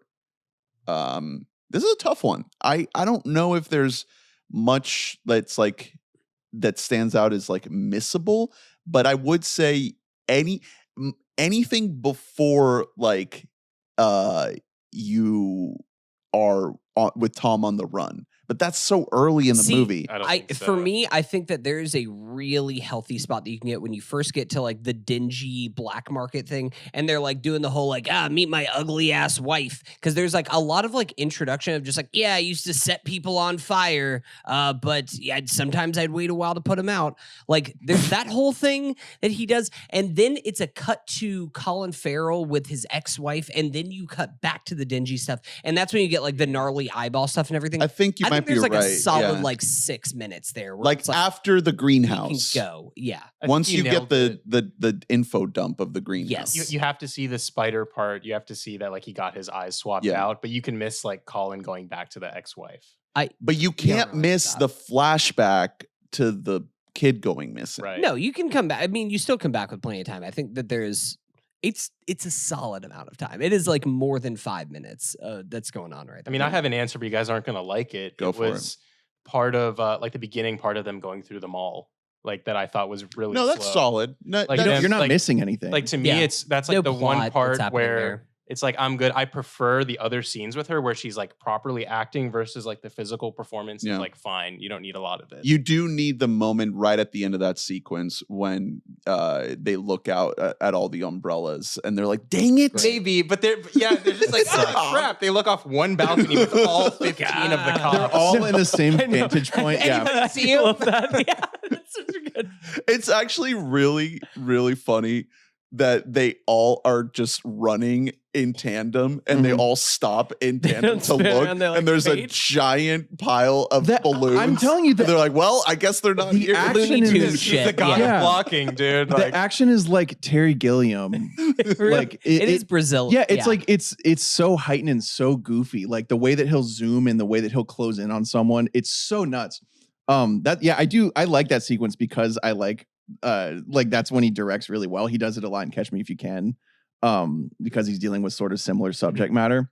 But yeah, you could miss it and it'd be fine. You could also miss the hacker. You know, it's fun. Yeah, I you like could. it. But I don't want to miss No. the guy getting praised and that being his fantasy, like being just Yeah. being told by his friends they did a good job. you don't miss but- it when he says, there's like a couple lines and there's like a couple really important lines. It's where's my minority report? Yeah, And it's like, don't you ever say his name Mhm. like about Sean. right. You can't miss that. You can't miss those lines. This episode is brought to you by Run P. When you Don't got shit. You came in hot. I was just gonna say Minority Report. good thing you didn't. When you don't got to be a precog to know when you need to empty your pee hog. Run P. Run P. Run P. Thanks for sponsoring this episode and sponsoring every episode of our Tom v. Tom series. It's been a blast. Happy 2025 from Run P. Next category. Was that an ad read or did you read Happy that like verbatim? 2025 from Run P. Like Run P is responsible for a new year. Run P wants to wish our listeners a happy 2025. Start it off on the right foot by downloading the free Run P app. Ernie's giving them their money's worth. Next category is Tom Swap. Could Hanks play John Anderton? This might be the worst one ever. This is awful. Honestly, this is worse than like playing Ethan Hunt. Like, could you imagine Tom Hanks in this movie? No. If the people of this world saw Hanks like wanted that he like killed someone, they'd be like, no, he didn't. Or like he's going to kill someone. Like, If no. you saw Hanks dead sprinting into a house, I would be scared. I would stop the murder. No. In my mind, he sprints like Woody. Yeah. Like Could Hanks be Max von Sydow? now? No. I don't know because it's hard for me because when I see old Hanks, I'm just like, this is old Hanks. No, I think if anything, he would play Colin Farrell role, but I think it's significantly worse. Yeah. I don't know where else you God, would put him in the movie. I Unless would you're gonna love- have modern day 2024 Hanks, 2025 Hanks. I think he could be like one of the fucked up guys. I think he could be like running the black market of one of these things. The hacker. Yeah, I think he could be doing like doing his Elvis voice. He could Yeah, be, Boston accent. Yeah. Yeah. Knock, Knock, knock. I would love for our Toms to do a movie together. Like It's not too late. Listen. It's too late. I don't want to see it What are now. you Here's guys the thing. talking about? What the? could you Maybe imagine in the Inarritu movie, Hanks will be cast dependent. could you imagine a movie in which Tom Cruise is running from Tom Hanks from the law of Tom Hanks? Like that would be awesome. We talked about it in Catch Me. I think that like if Catch Me If You Can would have been made, like the thing is that it's just capturing them at two different. Yeah, points in no, their life. yeah, they couldn't be in it 80s together. It would be- 80s Cruise mixed with like 2000s Hanks would have been perfect, but that just didn't exist. It would have been Catch Me If You Can't, and Tom Cruise would be like hundreds of miles Yeah. away. Just never catch him. long Yeah. gone. He just like stands on the wing of a airplane. I think it's fascinating right here in these last couple episodes to see this moment where Spielberg picks these two kings of the 90s to kick off the 21st century. Mhm. He, obviously he made Saving Private Ryan right at the end of the 90s, but he goes on to have this lasting working relationship with Hanks that he doesn't have with Yeah. Cruise. But for this period, he was working with both of them, you know? They have two movies together, Spielberg and Cruise. And it's funny because it meant to shout out earlier, but this is like one of the very early movies where both Spielberg and Cruise, instead of getting a fat paycheck up front, they're just like, we want 15 points on the movie. Like they From just the all write box about office. points. Yeah, just Yeah. like based on 15% of the movie. So they alone count for 30%. It peaks with War of the Worlds, where they basically get 50% of the box office. And then Christ. studios are like, we're not doing this anymore. Like we are Yeah. bleeding money at this point. We cannot do this. And also War of the Worlds was such like a tumultuous experience that Spielberg was like, I don't think I want to work with movie stars anymore.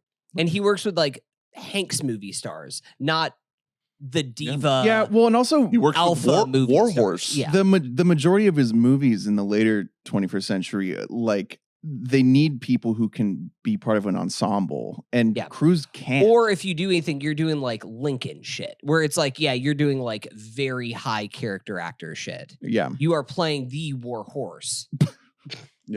Cruise could, Hanks couldn't play the war horse. Next You category. give Cruise an assignment? Your assignment is you are war horse. Next category is a double category. It's favorite scene and most iconic moment. Is most iconic moment the bandage? No, moment's the hands. The It's hands? everything with the hands on the screens and everything. With the else like balls that. coming down. That's just, it's for me, whenever I think of Minority Report, before I ever actually saw the movie, it was Tom Cruise listening to classical music and just like with the gloves out there and just like moving shit around. Okay. with Yeah, the I think screens. picking something from the opening sequence is wise because it paints like the picture of the entire movie. Yeah. That's just, that I comes to mind. I will go to bat for the bandage, The on bandage? the bandage on the eyes, trying to grab the sandwich, trying to grab the milk. Like that. Like You're into some like gnarly all- shit. That's Everyone remembers the sandwich. I do. I do. Absolutely. I'm- Yeah. My favorite moment might be when things climax and he's under the bathtub water. Yeah, Well, the Spider. god view shot. yeah. The camera dollhouse floating. shit. That over sequence is the- probably my the favorite set. piece of the movie. Yeah. I think for me, for sure, and it's a quick one. It's where's my Minority Report? Do I even have one? Yeah. Because that's to me, that's what gives me chills. That's like where the whole movie comes to a head. Tom baby. Yeah. What about iconic? You're also just gonna say the hands floating UI. This is so profoundly difficult for me because I've been replaying this movie in my head for so long, and it's such an amalgamation of things in my head of what happened. I think maybe like the thing that sticks the most in my head is maybe just the cars. Like, the way that the cars sick work. design. Jumping from car to car. It's not even the jumping from car to car. It's how they work. The fact that they're self-driving and you just sit there. It takes you where you want to go, but you can off-road it. That combined with the eye scans, because those were the two things as a kid where I'm like, this is what the future's going to be like. Yeah. My eye's going to get scanned and and my it car's is. going to drive itself. Interesting. You were right about both of them. Uh, To some greater extent. And then I was like, everybody buy Bitcoin. Right. Mm-hmm. Big rich mode. Yeah. Um, My favorite moment is everything with Tim Blake Nelson. Most iconic organ. moment is when Tim Blake Nelson fucks the guys in the Halo. By the way, I genuinely think that all of those prisoners hate the organ, and he just doesn't care. He's like, it makes him calm. Do you think? No. Do you think like here's the thing? Because the movie ends with everybody who's in the Halo like gets released, and they all get free. Some of them get under close surveillance, whatever. Do you think that they all get together and they're like, yeah, the precogs are like done. Can we like all team up and like fucking kill Tim Blake Nelson now? Like, can we oh no, hunt this guy down and fucking murder him? that would be the right video game. Don't remake the movie. Just give me the Tim Blake Give me Nelson. Tim Blake Nelson you're revenge rolling around trying to escape all of the free murderers. No, you play as Tim Blake Yeah, Nelson. your hunger bar is going down. Yeah, You have to cook you gotta up, make like, some bacon and eggs. And then you're basically doing like Guitar Hero for the organ. It's everybody rolls and just Yeah, the strolling opening away. sequence is him running the prison. Yeah, and he's you're like, playing the organ. I think I'll start today with some Ode to Joy. It's like Nazi zombie style gameplay where there's just endless rounds They of just guys keep coming coming, at you. yeah. They're all shaved head. I will say the image of these tubes, these like prison tubes, I can't think of a Spielberg movie that has something so bleak in it. Yeah. Than this. That is You just crazy. go into a test tube. Bleak, basically, like, and yeah, smart, relive- effective, like, makes sense. Yeah. For the relive world. the trauma that you did not commit for all of eternity is such a cool idea. Also, again, going back to once again, police state, 9/11 kind of fear that Yeah. was amongst society. The whole idea of like, eventually, like we'll release them from their camps, but like we are going to keep a close Yeah. eye on them. And then we're going to give them It's just- targeted advertising to make them submit to capitalism. It's That's a different kind of prison right there. I watched this movie yesterday, and like that's kind of a lot of the police state and the targeted ad things is kind of the things that's just been racking around my brain Yeah. the most about like, wow, we're there, We're we made there. it, we did it. I just for iconic moment, just got to shout out the one shot of Oh yeah, wow. the back to back. Yeah, it's That's- so that's- beautiful. That's like the poster printout for Yeah. the wall. That's so- And also what happens right after this, which is the actual the moment of him with what's the name of the guy he's supposed to kill? with Crow. Yeah, Crumb. that whole sequence, like we see all these snippets of it leading up. I think that this movie, kind of thinking about Spielberg's process a little bit, you have to, the elements of that sequence have to be extremely well thought out, knowing that you're going to be revisiting it over and over and over throughout the course of the film. And then when you actually experience it in real time in this moment, for it to feel fresh and exciting, even though you've already watched it a bunch of times and you keep getting fed the same visual information, every beat of it has to work. And I really think it's worth shouting out. There's a couple of, like where it dodges your expectations a little bit with the billboard. Yeah. With all the where he sees a picture of his son, right? It starts flipping it around. Goodbye, Crow. Yep. I don't know where else to stick this, so I'll just say it now. Because it's like I said, at times I didn't feel like the vision was just fully synthesized, but I think partially it's because Spielberg wants to make this a movie that so many people can watch and enjoy, and maybe that's impossible. That said, the best if we were to do a best case scenario and we were to make it now, I couldn't get Villeneuve out of my head. It would be it just wouldn't be goofy. You know what I mean? It would. No, you're right. Yeah, it would stick in the dark tone. But in 2002, there is no Villeneuve. It would look so So good. the world would open up. And he's done like noirish stuff. Well- He's done crime thriller. You know what I mean? He's not like just a sci-fi like big budget director, but he has all of these tools. Like it would be so good. I mean, and that's why I think that the first, like the most obvious person who did come to mind while watching this is Ridley Scott, but it doesn't have the same humor if it's a Ridley Scott movie. Like And also maybe it's Blade like Runner not great because isn't- sometimes he just like isn't really there whenever he's making a movie. This would have been like right around Gladiator. This is the last peak that we get. This is when he's making a what's the Cage movie? Yeah, the Cage movie that was good. Matchstick Man. Matchstick Man. That's a little bit after this. Shout out That's- Brian. Yeah, okay. Yeah. It's like 2000s though. It is just one of those times where this era of Spielberg is the most fascinating era of Spielberg because he wins the second Oscar with Saving Private Ryan and he's just like, all right, what do I do next? I've kind of done everything. I've done the big blockbusters. I've like made at this point like multiple IPs. I've done Indiana Jones. I've done Jurassic Park. I've done E.T., which isn't like a franchise in the same way, but it has like it's still a huge piece of IP. And he's kind of just like playing around a little bit of just like, I guess I'll just like try to make a sci-fi film now. I'll take over. My favorite director of all time is Kubrick. I'm going to try and make a Kubrick movie. And now I'm just like, I'm going to do like hard sci-fi, make a Ridley Scott movie. Oh, I want to do like more of like a jaunty kind of journey over decades of time. Let's do Catch Me If You Can. Let's go back to like the wartime movies and make something like Munich. Like he's just kind of going all over the place. Can't really figure out what it is he wants to do.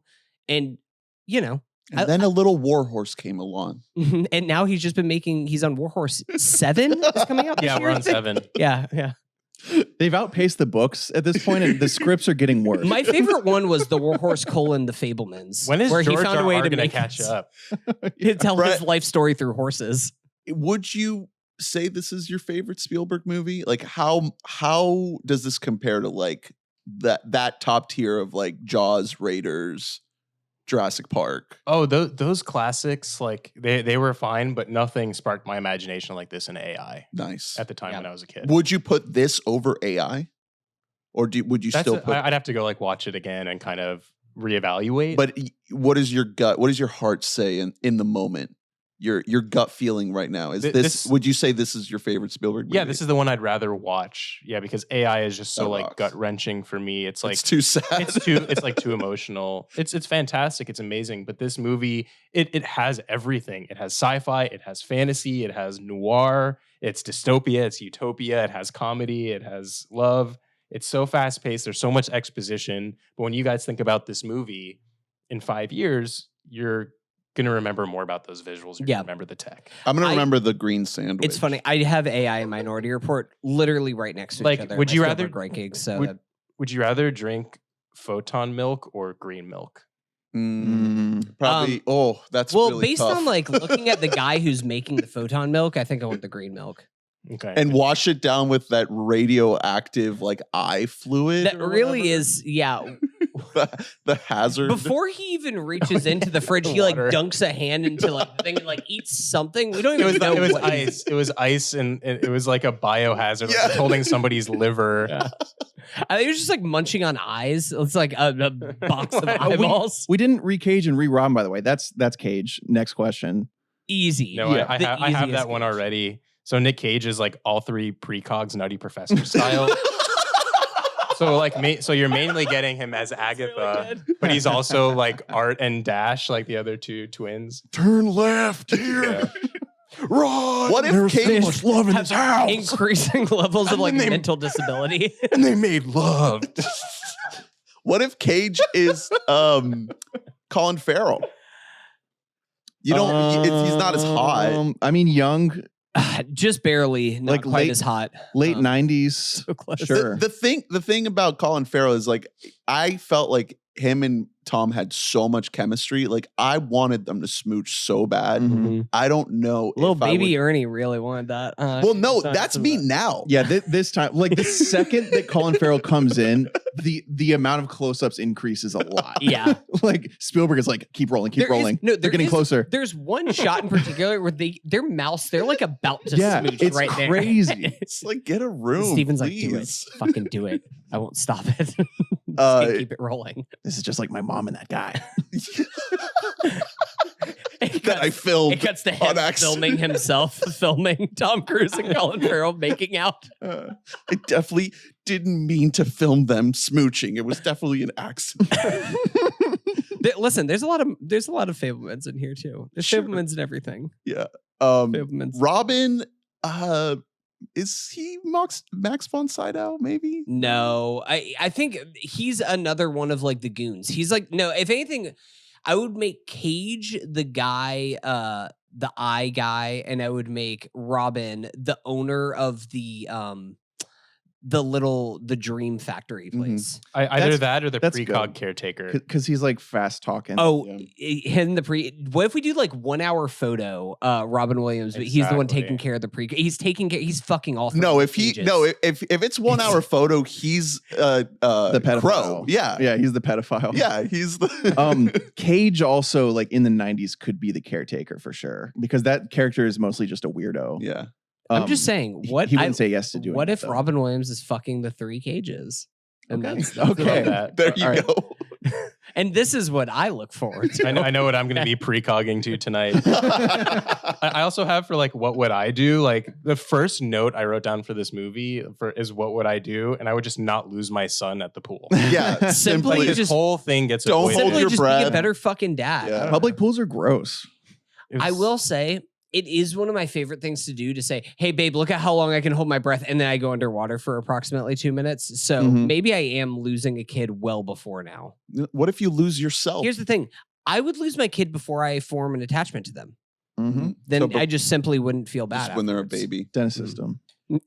The other category we missed is Tom's score. What does this rank on the Tom Oh, scale? I mean, 1 it's through up 5. there. He's running around. The Thing running is- alone gets you like at least a 4. This Well, is high. The thing is that I don't love his hair.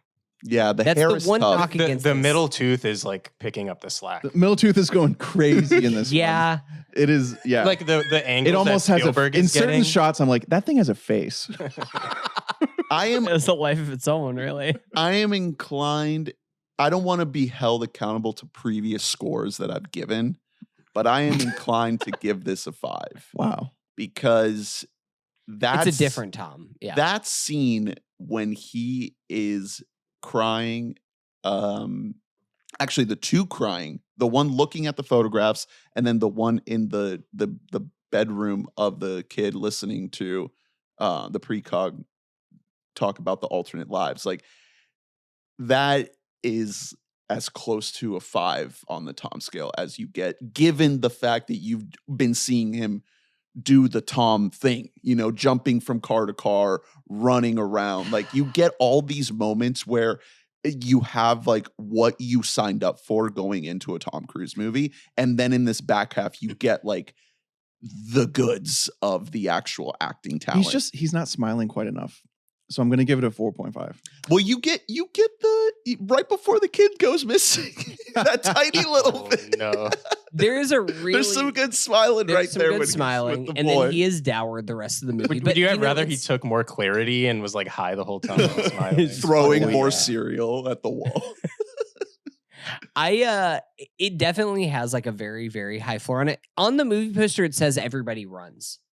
Yeah. I mean, that's like the Tom Cruise experience right there. If everybody Facts. was Tom Cruise, then he'd be And running. I think it lives up to the promise of like what a Tom Cruise Steven Spielberg collaboration is. Like I think that Mhm.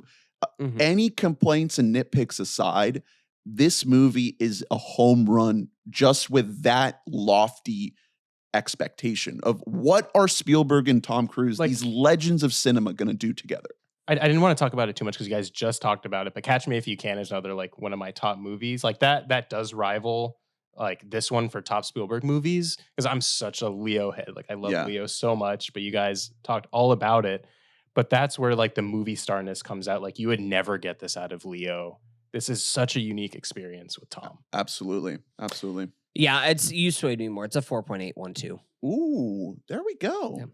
That's a really The only 5 I've sexy given score. out. The only 5 I've given out this year is Jerry Maguire. Because that I for think is Cruise.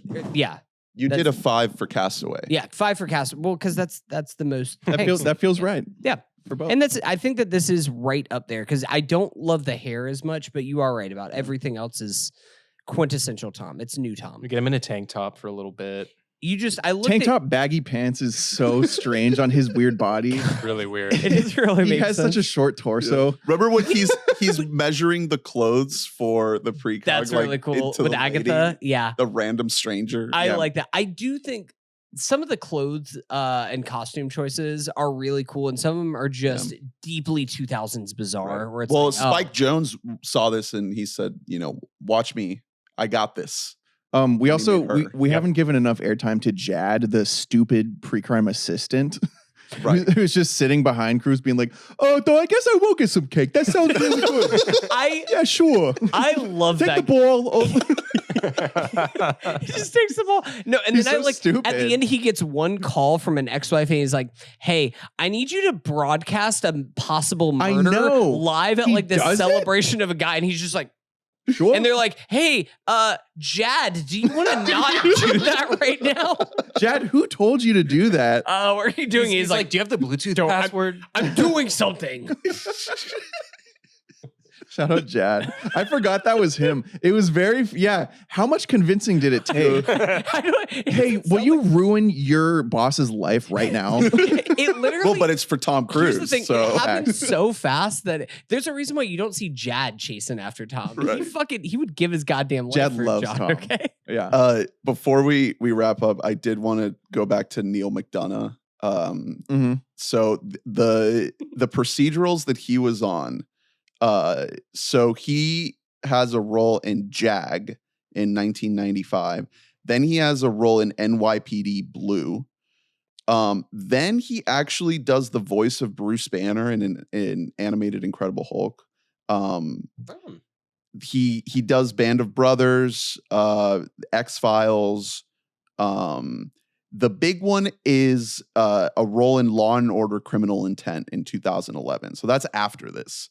And then we're off to the races. He does CSI New York. He does CSI, the mainline crime scene investigation. Then he's in a bunch of like CW slop, Arrow, The Flash, Legends of Tomorrow. He works so much. Like it's such a dense IMDb. And good for him.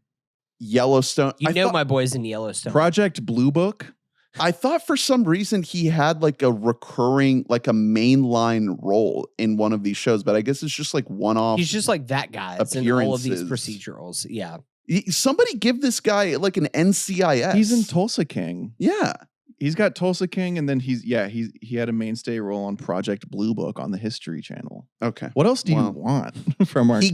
His face gives like NCIS Las Vegas, and he was on a season of Suits. Okay. Of course. All right. Well, we did it. Minority Report. Steven Spielberg, Tom Cruise, our boy in the studio. One last time. We're gonna burn this cardboard cutout now that we're done with We're gonna go do that after this. Right? I'm gonna fuck it first. Oh, good. Okay. Good, I'm gonna make some proto milk real quick. Before we end the podcast, Brett, I did want to real quick get some rapid fire takes on things that you liked in 2024. What was your top shit of 2024? My top shit in 2024. Your best poop. Who are your guys? Oh my gosh. In general, just like all pop movies, culture. shows, video games, books. I know you've been really into audiobooks. Anything? Yeah, I mean, I've been reading like Brandon Sanderson, who's like really well known. He just had a book come out, but I haven't gotten there yet. Each of his books are like 50 hours long. Oh my god, audiobooks. So I'm working through those. They're pretty great. I play a lot of RuneScape still. That continues to break records of player counts. Old school RuneScape is an incredible game. Shout out to anybody still playing RuneScape. Shout out Hobby. Shout out Danny. Shout out Nosferatu. We saw it last night. I have to give it a shout out. Robert Eggers is one of my favorite directors. Would you say that's your favorite movie of the year? What else have you seen? I think it might be. Yeah. I think it might be. Because I haven't been like keeping up with too many. Is there anything like that you flagged that you I know Nosferatu, but you already saw that, but that you really want to check out? Like obviously you've seen Dune Part 2. Like I love Dune 2. Yeah. It was great, but Nosferatu, I was smiling the entire movie. Hell yeah. I had a great during time Nosferatu. John Anderton, you will commit a murder. We will catch you. Tu morto. You abandoned your son at the pool. What is this? There will be blood. I abandoned my boy. That precog is very beautiful. I'm a milkman. Is it gonna be too much to do Orlok? Do I need to like No, yeah, you hold should, back? You should do Orlok for like the entire 4.5 hours that we do our Listomania episode. I think it'd be really good for the listeners. I think so. So album wise, probably Origami Angel this year. Let's go. Yeah, I listened to the shit out of Hot Mulligan, but that didn't come out this year technically. But Feeling Not Found is like emo is here. Like if you used to listen to emo, like emo is here right now. Emo's having an incredible moment. I didn't want to believe it, but here we are. We're back. Sad Boys are in right now. What are you looking forward to in the next year now that we're in 2025? You got your eye on anything? I'm looking forward to The Brutalist. Let's go. I mean, some of my favorite directors, like, fingers crossed for like other stuff that's coming out by them. I love like Ari Aster, Denis Villeneuve doing Dune or whatever else he's got coming out. Jordan Peele, stuff like that. Excited for, there's a new Elden Ring coming out. Elden Ring is one of my favorite games of all time. I believe this year we did get Shadow of the Erdtree, which was the Elden Ring sequel, which was incredible, amazing soundtrack, very popular. I need to play more Elden Ring. My problem with Elden Ring is that I'm bad at it. It's a hard you see game. how that's kind of difficult hard for me. Is that I'm bad at something. I mean, we can talk later, but Elden Ring has like, you can scale the difficulty. I know, like you just level up your guy. The story is what keeps it all together. I also got really into Magic the Gathering. Holy shit, that is the best board game to ever exist. That game is fucking amazing. Did you hear that they're working on a TV show adaptation from the Game of Thrones guys? For Netflix, right? We'll see if that even happens. Those guys get attached to so I was going to say many Benioff things. and Weiss are attached to like something. Yeah. Just a weird. Apparently the animated thing. Russos were also attached, but hey, now they're working on The Electric State. Yo. I'm getting Minority Report vibes from Electric State. You saw the substance, right? I need to like yeah, avert my shit. eyes. Yeah, from no, the list that you absolutely. have over there. What about A Complete Unknown? I haven't seen it. Are you interested in it at all? Yeah, but I don't need to go see that in anybody. theaters. I Like the substance in theaters. I saw that. John with Drew. Anderton, you will kill. Brett, I can't remember. Did you see Florida Project?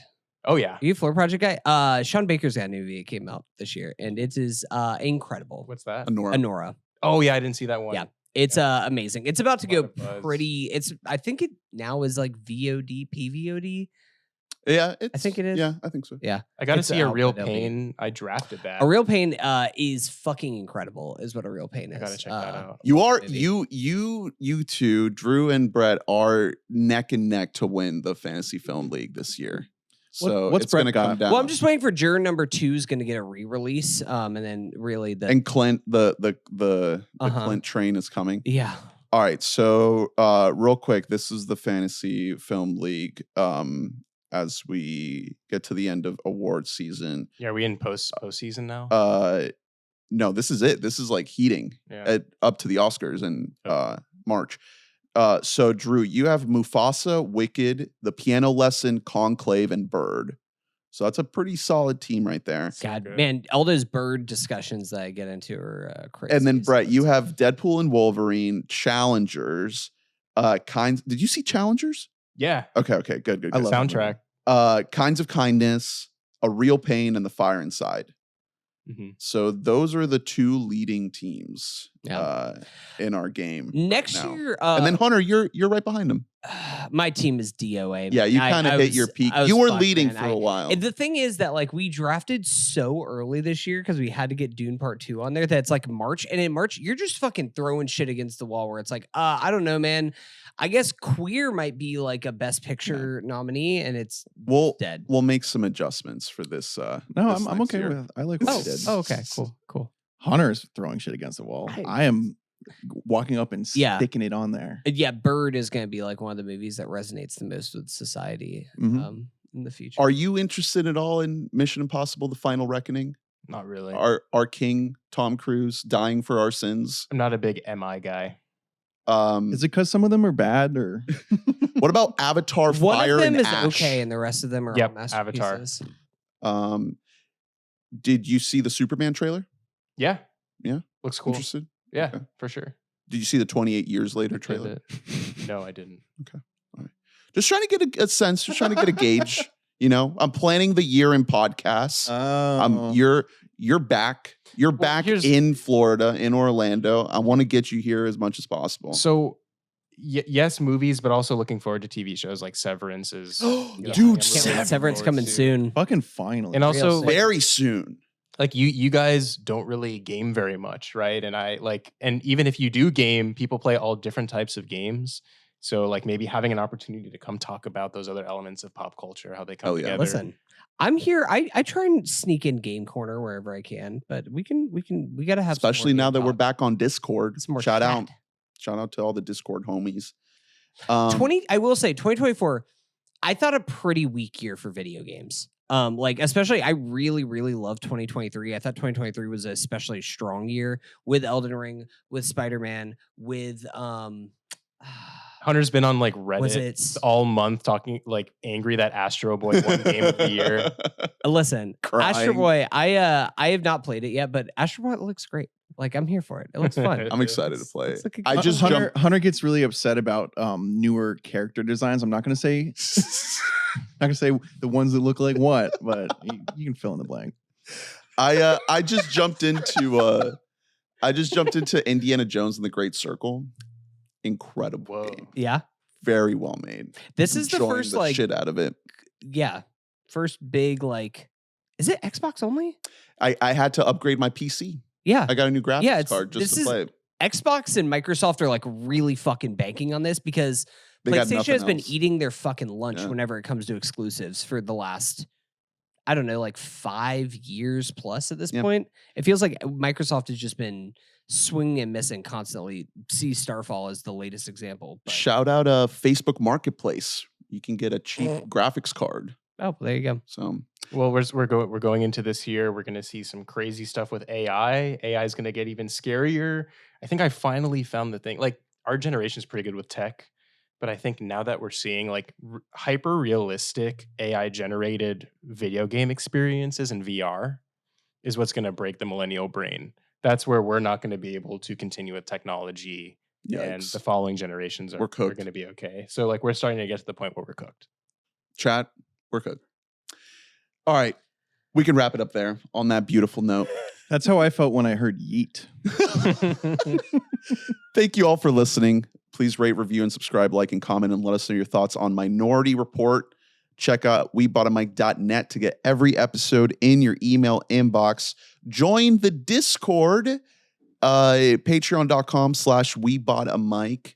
Give us $5 a month. Get access to the Discord. I need $1 billion. Fuck that. I need $1 trillion. If you're a guest on the podcast, you get in the Discord. If you give us $5 a month, you get in the Discord. If you're like Brett and you're a guest on the podcast and you give us $5 a month, then you tell us what to do with our bodies and our lives. You precog our futures. I am appetite. Thank you so much, Brett. Welcome back to Florida. Welcome back to Pods in Studio. No more Zoom box for you. No more realms. You know, you've been relegated to covering realm only things. Although Washington D.C. in 2054 is kind of a realm. That is a realm. Is this real life? Is this now? I would say like the greater Orlando area is kind of a realm these days. But this might be the first time you've done a podcast with Drew since we covered like the Lord of the Rings movies like years ago. Oh my God, in like 2020? Because we kept doing like House of the Dragon, realms. Doctor Strange, Succession. Yeah, he's I don't think you've even seen the last season of Succession. I heard about all the sci-fi elements that come in. And too much. No. But welcome back. Thank you. Happy to have you. Happy to have had you. Any parting words? Any last thoughts? Recommendations? Life advice? Anything you want to let the people know before we go? Man, I don't know. We're getting older. Are we all 30? Nope. Who's not 30 yet? I still am not allowed to listen to My Morning Jacket yet, but I am allowed to listen to Death Cab for Cutie, so I'm getting there. Yeah, I don't know. We're coming into our 30s, so I'm getting into woodworking deep. Listen. You sent some woodworking 3D shit, and printing. like I need to chat woodworking with you because my brother-in-law is like he has a wood shop that he's setting up in his garage. You guys can just go over there and make dovetails together. I don't know. You should mail Hunter a red ball that says Gaia Rose on it. Oh my God! Wait, is Gaia the murderer or the murderee? We'll find out. I don't know. Thanks, Brett. And thank you all. I hope everyone had a wonderful holiday. Happy 2025. Happy New Year. Stay tuned next week as we start Listomania with our top albums of 2024. And then best movies and best shows as well, all culminating in the WBAMs, our annual award show. You are not going to want to miss this. So yeah, we'll see you then. Until then, please don't commit any crimes of the future. We love you. Bye. Bye.